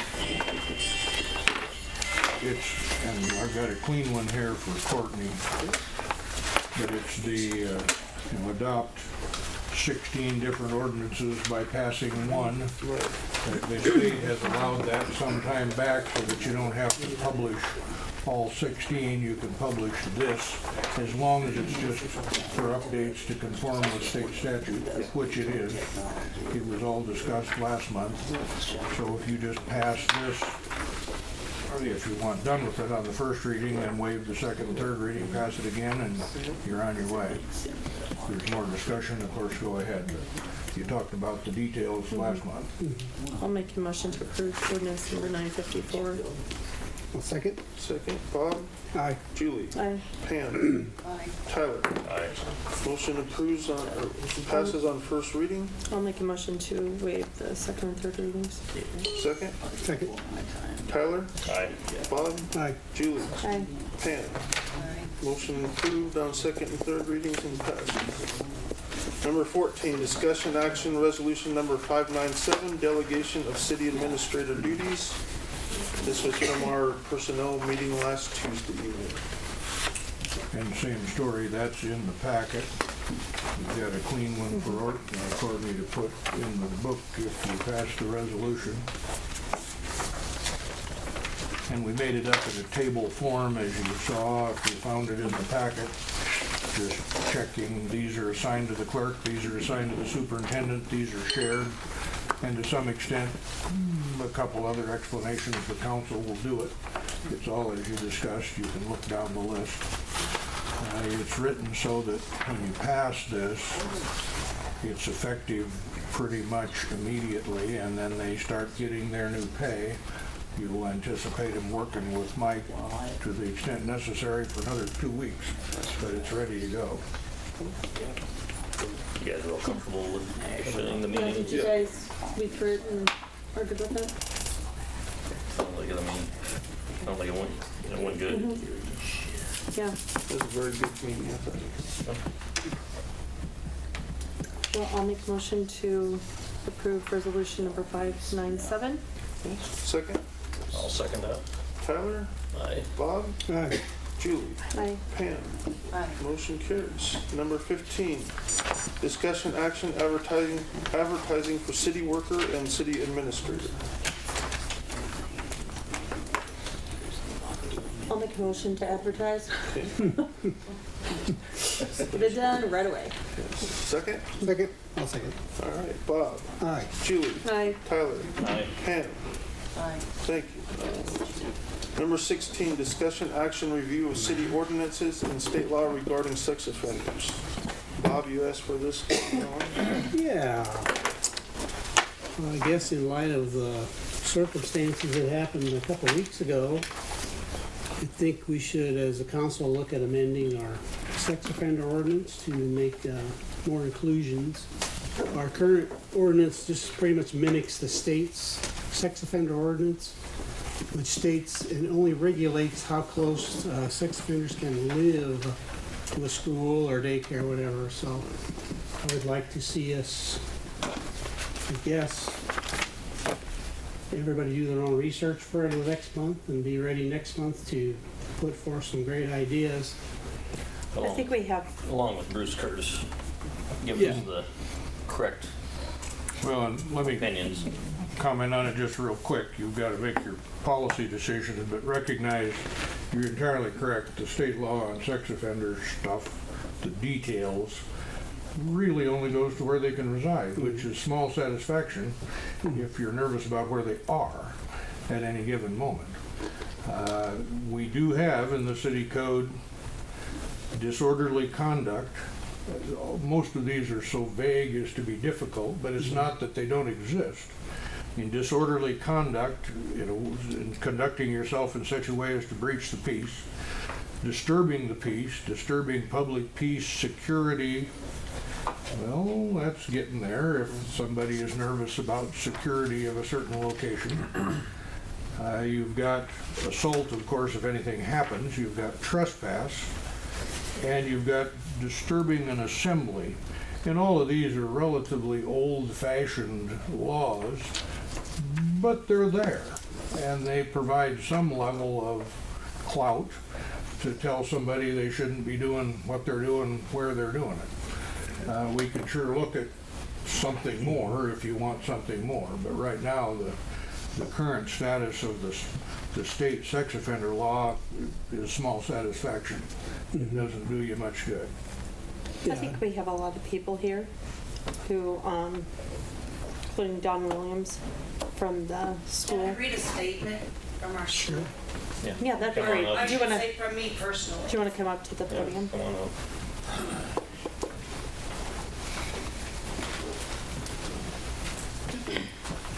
On Wednesday, January 22nd, a registered sex offender gained access to Zion Lutheran School through our south door when another person had entered, intending on attending our weekly chapel service. The sex offender then went into the boys' bathroom, I assume, to use it. Of course, he was noticed immediately, and protocol was followed, and he was immediately removed from our building. We have since reviewed our policies and tightened up our door security, and the sex offender has been told that he may not enter our school or even be on our grounds because it is private property. During this whole episode, I have found that there are many people, including myself, who have asked how could this have ever happened. Aren't there city ordinances making it illegal for sex offenders to enter a school during a school day? So many of us have assumed that there were laws and city ordinances in place to keep our children safe from sexual predators.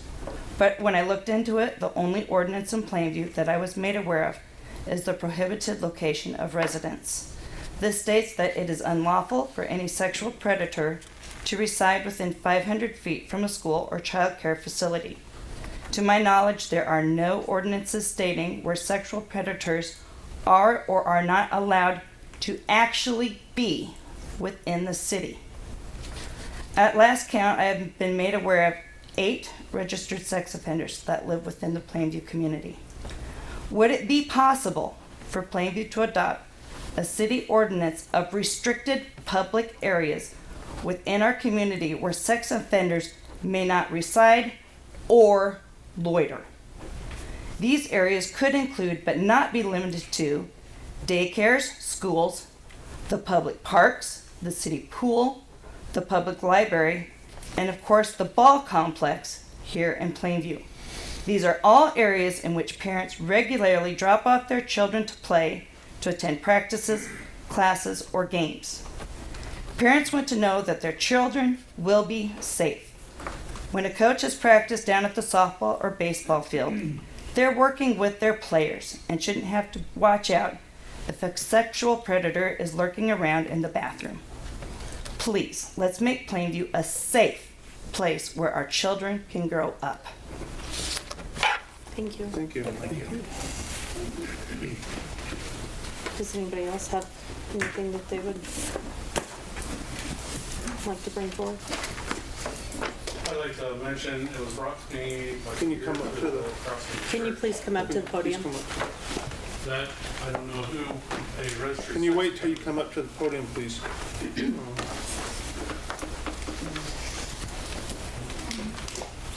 It was brought to my attention by somebody in the town that a registered sex offender hung out at the motel, and when questioned why they were sitting there all day, they were using the Wi-Fi there. So specific on the loitering needs to be put in on this, because yes, it's a place of business, but they're resident. There's other places they can rob Wi-Fi from, instead of right across from the school where the kids are playing. I mean, it's kind of ridiculous. And other people that said that there's been registered sex offenders that constantly, all day long, drive by the pool. I know that they're just driving by. What the heck is somebody thinking when they're drive by the pool 15 times a day? It's obvious. It's just shouldn't be allowed. This one over here goes to the park. Yeah, Walks to the park. I understand that, you know, it's a highway, you can't keep them off the highway, but driving right by the school and the residents or that live around the pool, I mean, notice this? Something has to be done about that. Yes. I mean, that's almost got to be harassment or something. That's all I have to say. Thank you. Does anybody else have anything?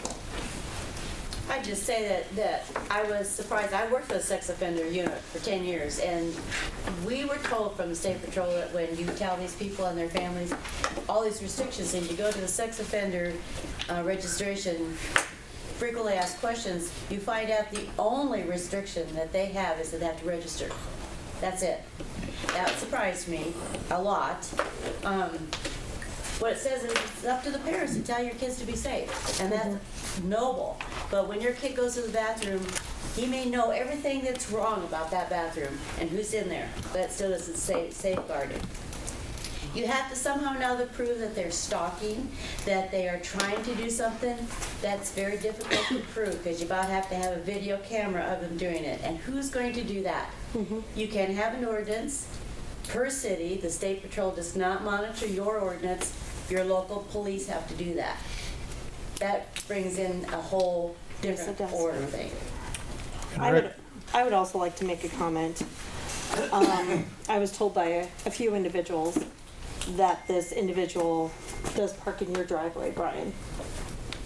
And parks in your driveway when school is let out, when the kids go to school.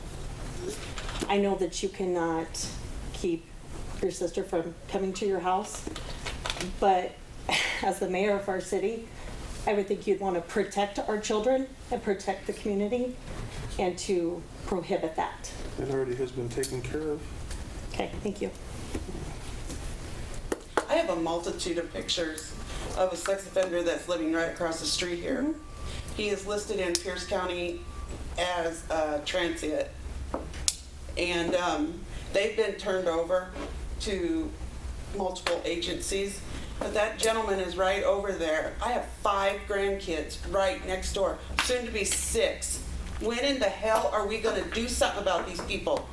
I know, I see him, in fact today, I saw him and the woman walking down to the park when I was picking up my child from daycare, who's right there. Right. It's a problem. I don't trust my child being able to walk from school to daycare, which is 2 blocks. Right.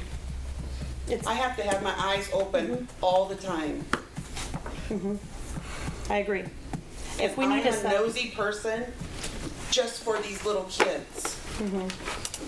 He used to walk by 2 little girls that their mom works at school, and this particular one that is not supposed to be living there, 2 of her oldest girls would be walking home, and he would time it out, and he would look at them and then stare, you know, they'd walk by, and he would turn around and look at them.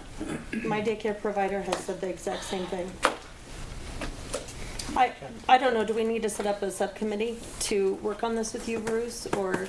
Well, we sure can. I mean, recognize, folks, you run the gamut of a whole lot of resistance from folks talking about constitutional rights and things like that, and very difficult prosecutions. Green points up, the State Patrol told them these things are hard to handle.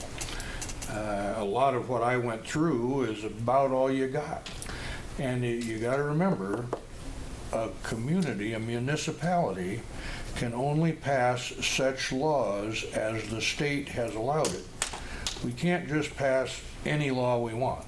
We can't pass a law that says no one from New Jersey can ever pass through Plainview, because that's unconstitutional. Mm-hmm. And that's a silly example, but there are similar problems when you start doing this stuff. But you can be firm about disturbing peace and security and things like that, and perhaps we can come up with some specific limits. Mm-hmm. I wouldn't say we can't, but it requires some care.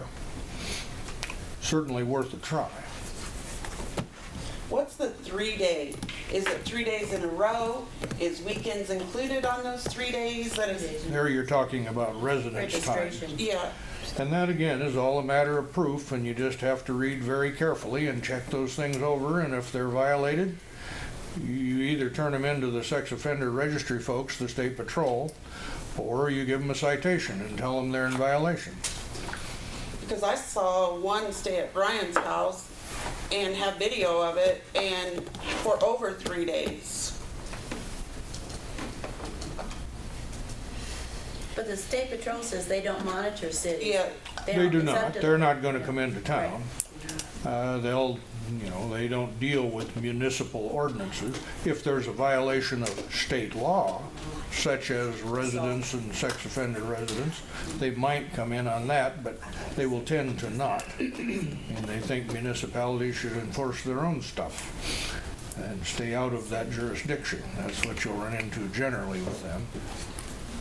It is very disheartening to know, Brian, that they were staying at your house and you live right across from the school. This is the first I'm hearing of it. You've Brian, heard it. that's a lie. You've heard it before. There are how many witnesses out here who have said it? And I'm sorry, but if you had young kids, you would not want them around them. I wouldn't think you would. But you enabling them? No, I'm not enabling. Well, You if did, they were that's there. enabling. You letting them stay there and watch the little kids go to school and watch them leave. Very unsettling.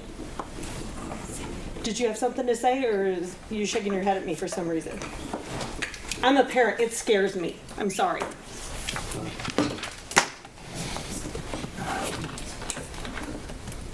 Okay, do you want us to be on the committee? And I would love to be on the committee. Number 17, discussion, action, review of dangerous dog ordinance and possible amendment. That is on from my phone call, and there have been so many more things went on this month and of equal or greater importance that I did not bring a draft ordinance tonight. And I guess I would point out to you that it's difficult to discuss because the previous prosecution we talked about resulted in a not guilty verdict.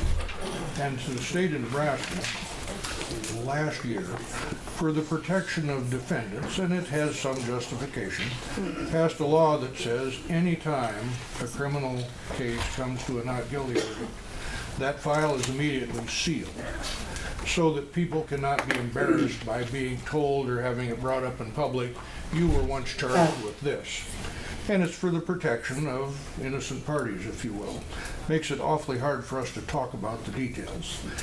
Anything that's in the file is not supposed to be talked about. But I can tell you that the primary problem I think we had with the prosecution was the judge became convinced that our ordinance required a notice to a person before their dog could be deemed to be dangerous, and there was never a notice given.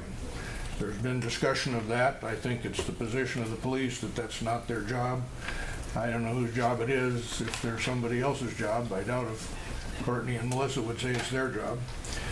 But that notice provision caused us a great deal of grief.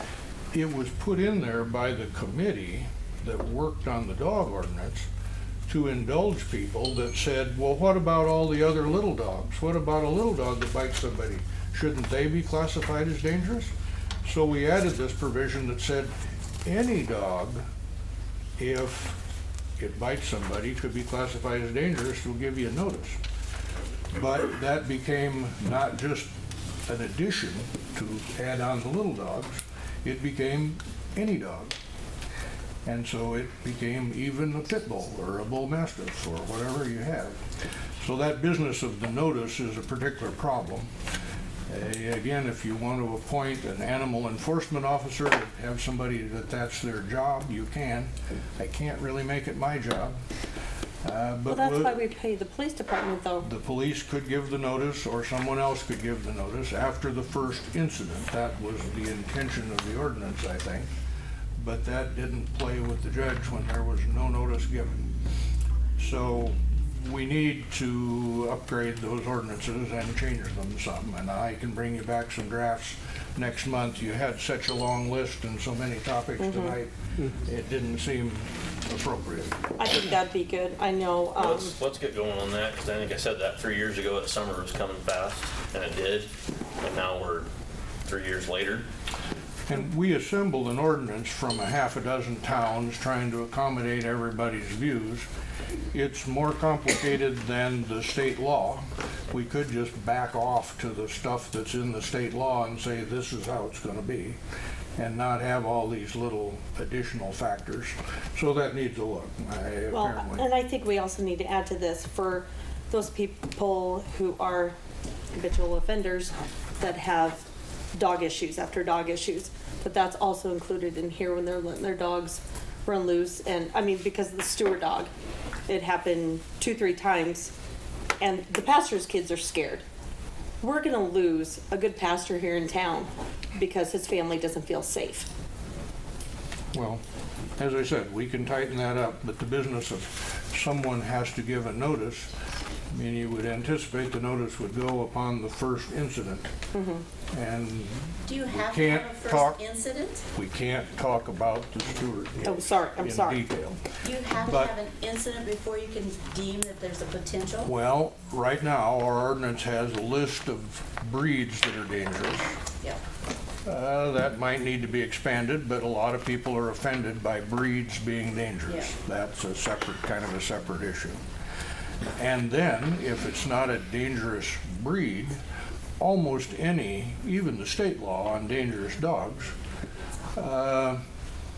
for a minor offense gives a second chance. For something really serious, there is no second chance. And that's kind of the essence of the package. But ours right now says for anything short of a major injury, you have to be told your dog is dangerous. And that didn't work out very well. So that's where we're at and in need of improvement.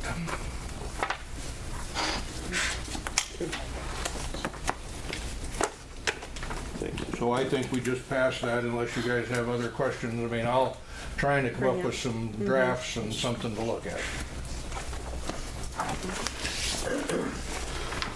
Number 18, you said was tabled, right, Kurt? Number 19, discussion, action, approval of fireworks for possible state wrestling championship celebration, February 22nd, 10 to 11:30 p.m., Jason Ashburn. I'll make a motion to approve the fireworks. Where do they want this held? He's probably gonna be over by the school. Like they did last year. Or last week. I was just gonna say. This week was out of town. Oh, was it out of town? Oh, it looked real close to my house. It was out of town.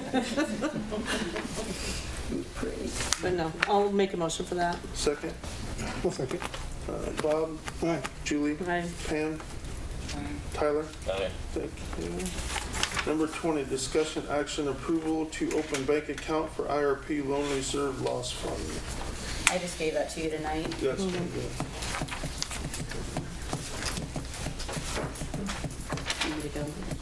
Susan can probably explain it to you a little bit better.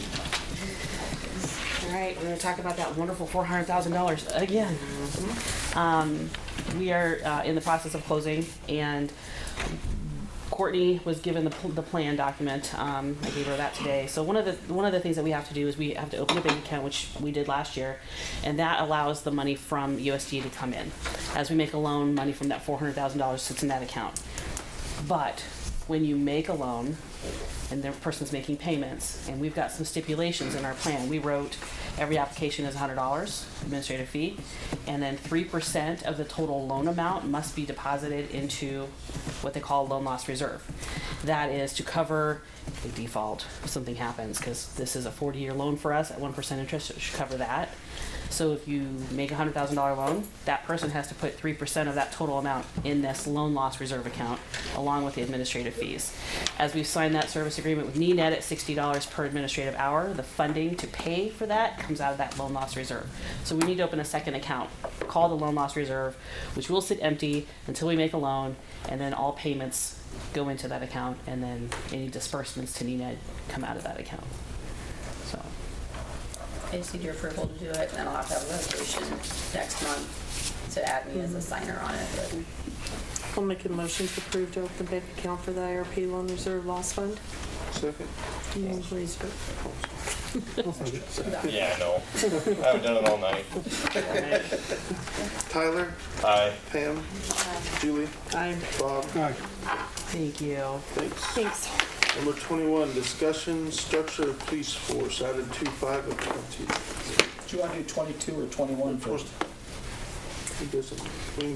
Let's do 22 first. I think it's all largely a package, and we'll have to talk about the possibility of an executive session, but let me give you, I can tell you the report on the status of the work comp litigation.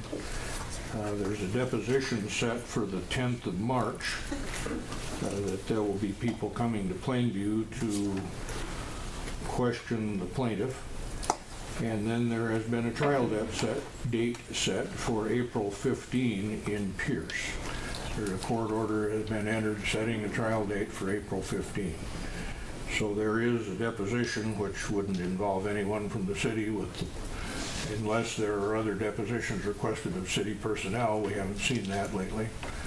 And then the trial date, and that'll be handled primarily by the work comp insurance people. I doubt if I have to participate at all or even should, but I am staying in correspondence with them. So those things are out there.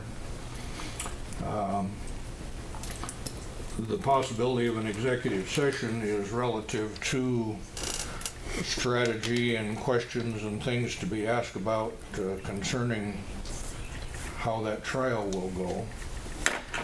If you go into executive session to talk about that, and I have some comments and advice from the workman's comp litigation people that really is attorney-client privilege material for the city, so we can talk about that in executive session. It becomes awkward for Pam, of course, because I don't think there's any right to exclude her from an executive session, but she's put in a bit of a conflicted position. You can have to deal with that for yourself if they do an executive session, decide what you're going to do. But that should probably be talked about before we close for the night. You guys got to decide, and it's a big inconvenience for a lot of people to have to leave the room for a while and try to come back. I mean, the other aspects of the structure of the police force, as you would know, I mean, you've talked about the budget. Mr. Holton has had it in his report that there's the police budget is high. You could talk about a reduction in force to 2. You could talk about county law enforcement or give instructions to look into those things.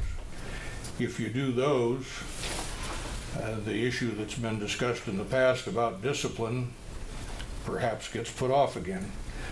But you've got to decide what you want your priority to be. So the council's got to give us some guidance as to how you want to approach that.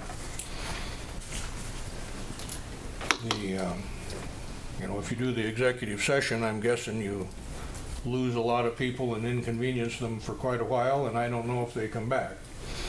If you want to talk about the other aspects, you can certainly do that first. Okay, let's do the other then. Yeah. Well, the business about, I guess I haven't looked into either of these things in any detail. Mike, I believe, has been in touch with the county about whether you would have any opportunity to do county law enforcement if you wanted that changed. The Osmond folks, as our understanding, are looking at that. They did it yesterday. Last night. And what? I was at the county commissioners meeting on Monday, and Osmond's request to go countywide for police department was approved, so they are going county as of Monday. When I was there, I did have the opportunity to ask comment as being part of the hearing process, or just there. And I asked the county sheriffs at the time, if the Osmond has gone county, who enforces the city ordinances, the laws of the city? Do you enforce the laws of the city? How does that work if you go county? And I was told that it's priority. They take care of county business, and if there's time, they could focus on maybe some ordinances, but it is not prioritized. So when they specifically said to me, if you're looking at unlicensed vehicles, dogs, and other things, that's not a priority. And it's an issue here. So you have to think about that. But that was just the Sure, and answer I was recognize given yesterday. any of that and the definition of what is priority would go in the contract. Yeah. I mean, you can hire them from whatever you want to hire them for. If you want to hire them, if you did such a thing, I mean, at last it was talked about 15 years ago. The thought was they'd have to put on one additional deputy, devote that person to city business, and then they would help with the county, but they would be more devoted to city business. You can set whatever priorities you want as far as that goes.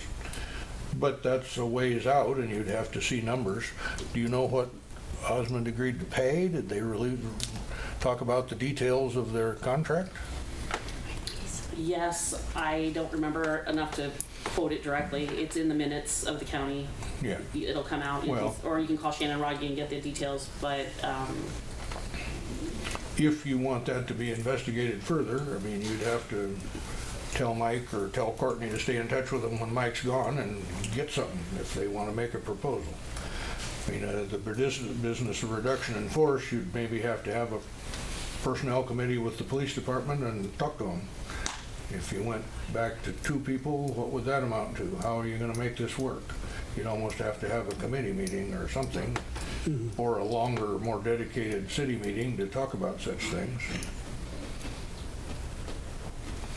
Especially when you're talking about adding an ordinance on sex offense, it needs to have somebody watching. I would explore very clearly the issues that are occurring with the county level to the police force. I'm not going to say it out loud. No, Pay attention to that. Yeah. Since I go to all the commissioners' meeting, my office is right across the hall in the courthouse. It's not been it's been an ongoing thing. Yeah. Keep it in mind. So if you want an executive session update on what I can tell you about the workers' comp thing, perhaps it's appropriate to go to that next.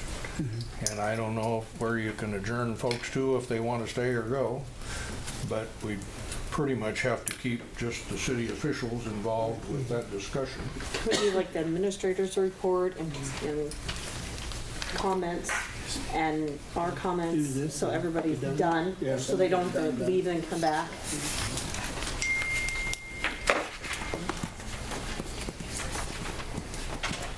Oh, me, am I next? Yes, Do you mind? I have nothing. If you, God bless you, you know, and all the things that you've got going on. If you list, and I've had some discussion with the staff, keep in mind the suggestions I made are just that. I'm not telling you anything that you don't already know. There are some complexities that are coming in the future that I just kind of laid out what you might do and what you can do. I'm not going to be here. It's just like I've said, even with the sex offender. If you look at it, and I love people who are experts, and they think they are, but it is a sex registry act that was passed at the state level, right? That's all that is. Yeah, and so if you keep that in mind, as Bruce pointed out, and Bruce is very correct on this, and just follow the lead there, it's you have the ability as a council to pass whatever laws that tighten, make it a little stricter as long as they don't violate the Registry Act of the state. You can protect your own municipality, and that is not wrong. I do know I was called several times as a city administrator to get those ordinances to Zion, and and I have no problem. That's public knowledge, just getting them the ordinance. But somewhere along the way, somebody was telling someone that Plainview had no ordinance on the book and that we had no control over anything that goes on. I don't know where it come from, and I didn't even ask because it really wasn't there. But with that does disturb me, saying that we have no control, because as a municipality, Well, we've got most of what every town has, but it's all those little vague, old-fashioned ordinances. And you can pretty much bet if you tighten the screws tightly, we'll hear from the ACLU and a half a dozen other people. But that may be the nature of the game. Creighton got buzzed on that when they were picking on people about what they could say and when they could say it and who could be on the city boards and what they could say. And they got in quite a little trouble with that aspect for a while. The other comment I was going to make too, that, and Bruce is right, I'm just going back to him, you may have confused the dog issue to a point where simple clarity, backing off and just making it as strict as possible, and instead of saying, well, he appears dangerous because he's got one eye and no teeth, and those kind of things don't need to be put in there. It's either dangerous or it's not. And you want to deem a dangerous dog and you can prohibit it, it's done. I mean, you still have to have enforcement, and I think we do have the ordinances, but if it's too much, back off and make it a very simple, tight ordinance, and do what you wanted to do in the first place if that's what you want to do. I don't want to be the one to ever say which way is right. Right. So, because I'm looking at those. The other thing I talked to Kurt and is looking at your water and sewer. What Kyle said, we've all known. And actually, you've made a $600,000 to $700,000 turnaround in the last 4 or 5 years. Part of that was all paper, based upon a previous auditor that a previous council was involved in. So I'll keep you guys safe. The money was there, the money's there, we've done a lot of things, the general is turning around the way it has to be, but you need, and so when people talk about water sewer rates going up, understand, that's your baby. That's the only thing that's going to keep you going, and if you look at the benchmarks, keep in mind on the benchmarks where you're at, you can only spend X amount on administration, you can only spend the X amount on the library, so if it felt like in the past, which you won't have that anymore, you have somebody else telling you, but if it felt like I was being harsh on the library for certain reasons, or harsh on different departments, it's because the financials don't lie.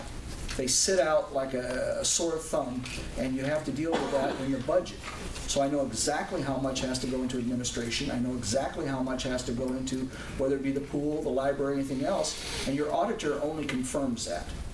Or argues with it. He can argue with it too, but he confirms basically what your budget says. And if you can't do it, you can't do it. You're not New York City.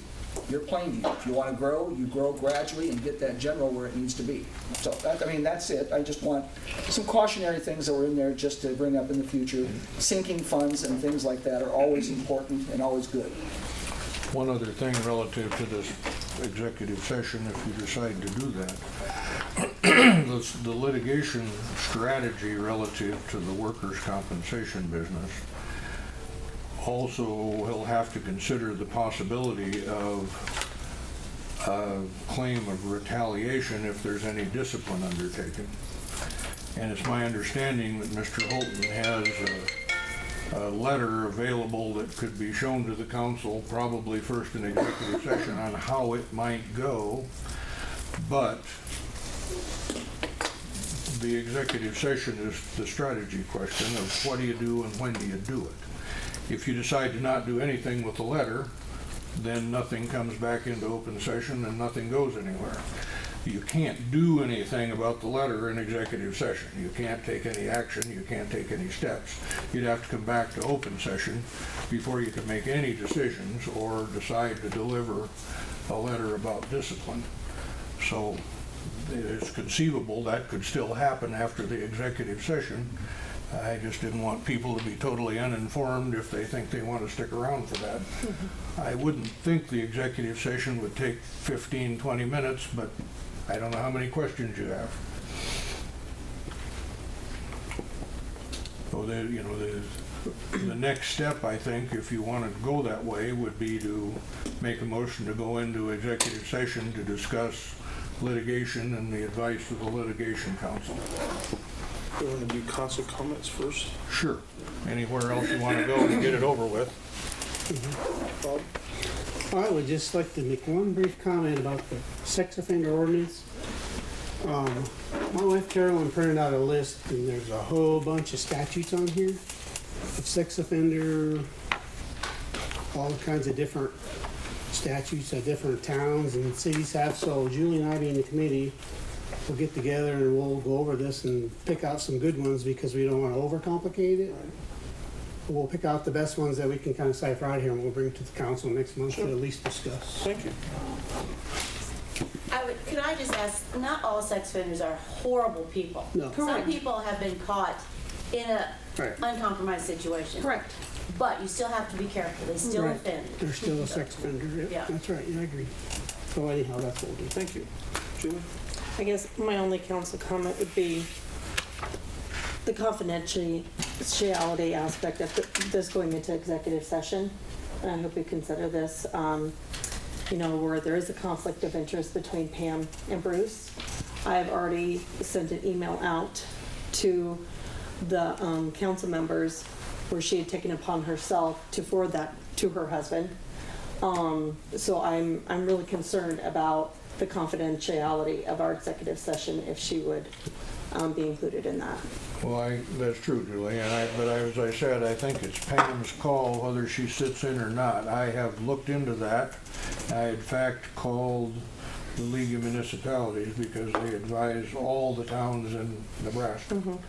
And they said they know no basis for a seated council person to be asked to leave an executive session. So I think we have to tolerate that and work around it, and it's Pam's call whether she stays or not. I guess I would hope that If you vote she to do wouldn't because of the situation that she's in. Thank you.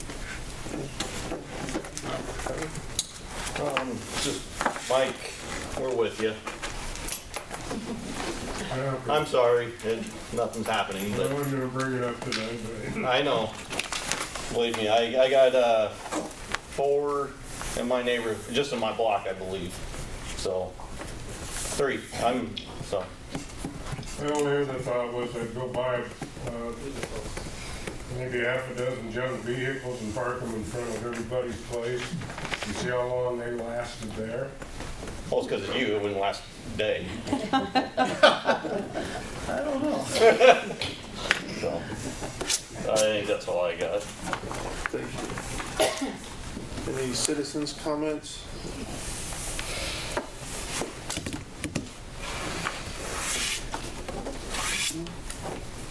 What draws sex offenders to Plainview? I know, is there 7 or 8?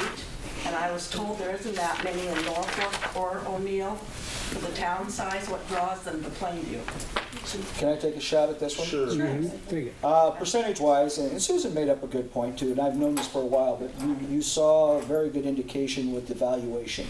When you're valued at $48,000 versus a typical city at $94,000, you know you're sitting with a lot of lower class homes that are now being bought up by individuals who want to put, I'm trying to be politically nice, put very little work into them and can go ahead and rent them at what they perceive to be a fair marketable price and fairly lenient to who comes in with very little background checks, with very little things like that. One of the things you have to do in the future is to clean up that whole nuisance perception, and that goes far beyond, that's more than just houses. We work with city downtown buildings, and Susan's trying that, but it takes a cooperative effort.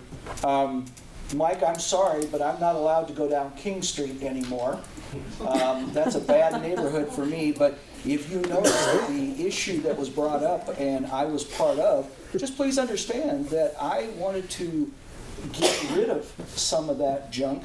It came back to bite me. It's my own fault, but it came back to bite me because I was perceived to be a little too harsh on individuals who are just trying to make a living.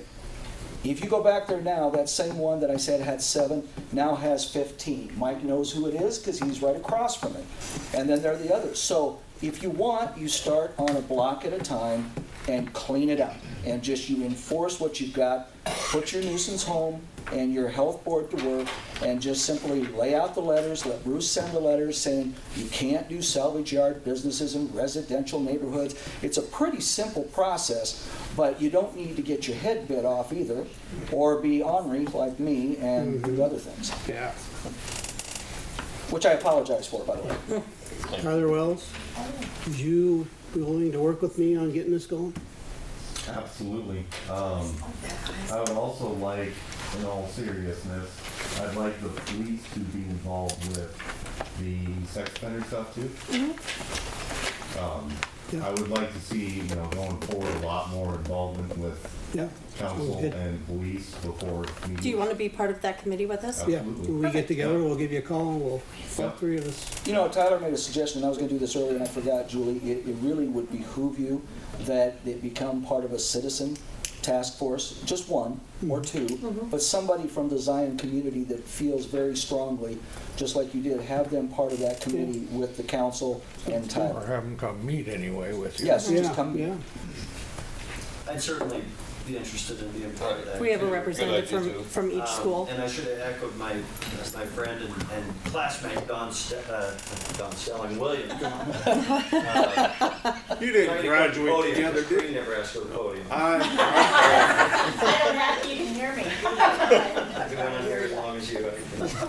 So I'd be happy to do that as well, and I appreciate Mr. Curtis sharing the statute and the website very clearly does state that sex offenders have rights and they can't be discriminated against and such. You can publicly harass the hell out. And when we have one who drives around in a creepy red pickup, goes between the ball fields, gets out and squats. That's a problem. And I did have Mr. Yosten go check for evidence, and he didn't find any, but He also did that by his home. That's a whole different thing as well than somebody who sits and here and watches and whatever. So yeah, I have a concern about that as well. And so at our school, we don't have a policy on sex offenders because I don't need a policy to keep invite somebody to move along or what have you. Even though we're a public school, we're not a public gathering place. So we have quite a bit of latitude in the public system to restrict access to certain things and activities of anybody that we deem is maybe a danger to our kids. And so, but you do have to be, kind of careful, but it's good to see as a community, maybe there's a little bit of a rallying cry, and I don't want to contribute to any kind of hysteria, because there's a right way to go about it, certainly. And I think you're taking the right steps to do that. So I would be interested, certainly as a public school official, to participate in that conversation. That's good. Thank you, Darren. You should consider doing some education for the enabler people that are around those people. They may not be aware of what they're doing. You might just consider that as part of it. The ECAP survey that we did in mid-2018, we polled all of the high school kids, 9 through 12. All of them participated. I still have the qualitative data, and I still have the individual forms. And there were a number of our kids who said, we asked an open-ended question, how can we improve our town? We talked about the houses, get rid of the crap houses. But what appeared on probably 60 to 70% of those, get rid of the sex offenders, exclamation point. Your kids are saying, and if you want those paper copies, I can produce them for you. But you have to do something. My other thing is, please don't get rid of the police force. Don't go county. Do something, but don't go county. We, as a progressive community, we're trying to grow. We're trying to attract residents and alumni and everything back, and our businesses. We cannot not have a police force. Just can't do it. So you've got to figure something out, but don't go county, please. I don't live in this town, so honestly, you can say I don't have a dog in that fight, but as your director of economic development, I'm begging you not to do that. I'm going to reiterate what Susan said. From a standpoint of safety for your town, you need to have town police. You cannot go county coverage exclusively. It's not fair to your citizens to go that route. Are there things that probably need to change? Yes, but you need to go the right way to do it. And I don't think going full county coverage is the way to do it. Or you could just sit back and watch what happens to Osmond in the next 6 months, because I guarantee you they're going to change their mind. Anything else? I would agree, as the incident reported to me at Zion, level heads did prevail. Next time, will level heads prevail? Yep. Yeah. That's something we really need to think about. Thank you. Well, I'll make a motion to go into executive session. Second? Second. Bob? Aye. Julie? Aye. Thank you to everybody who attended, and feel free to come back if you'd like.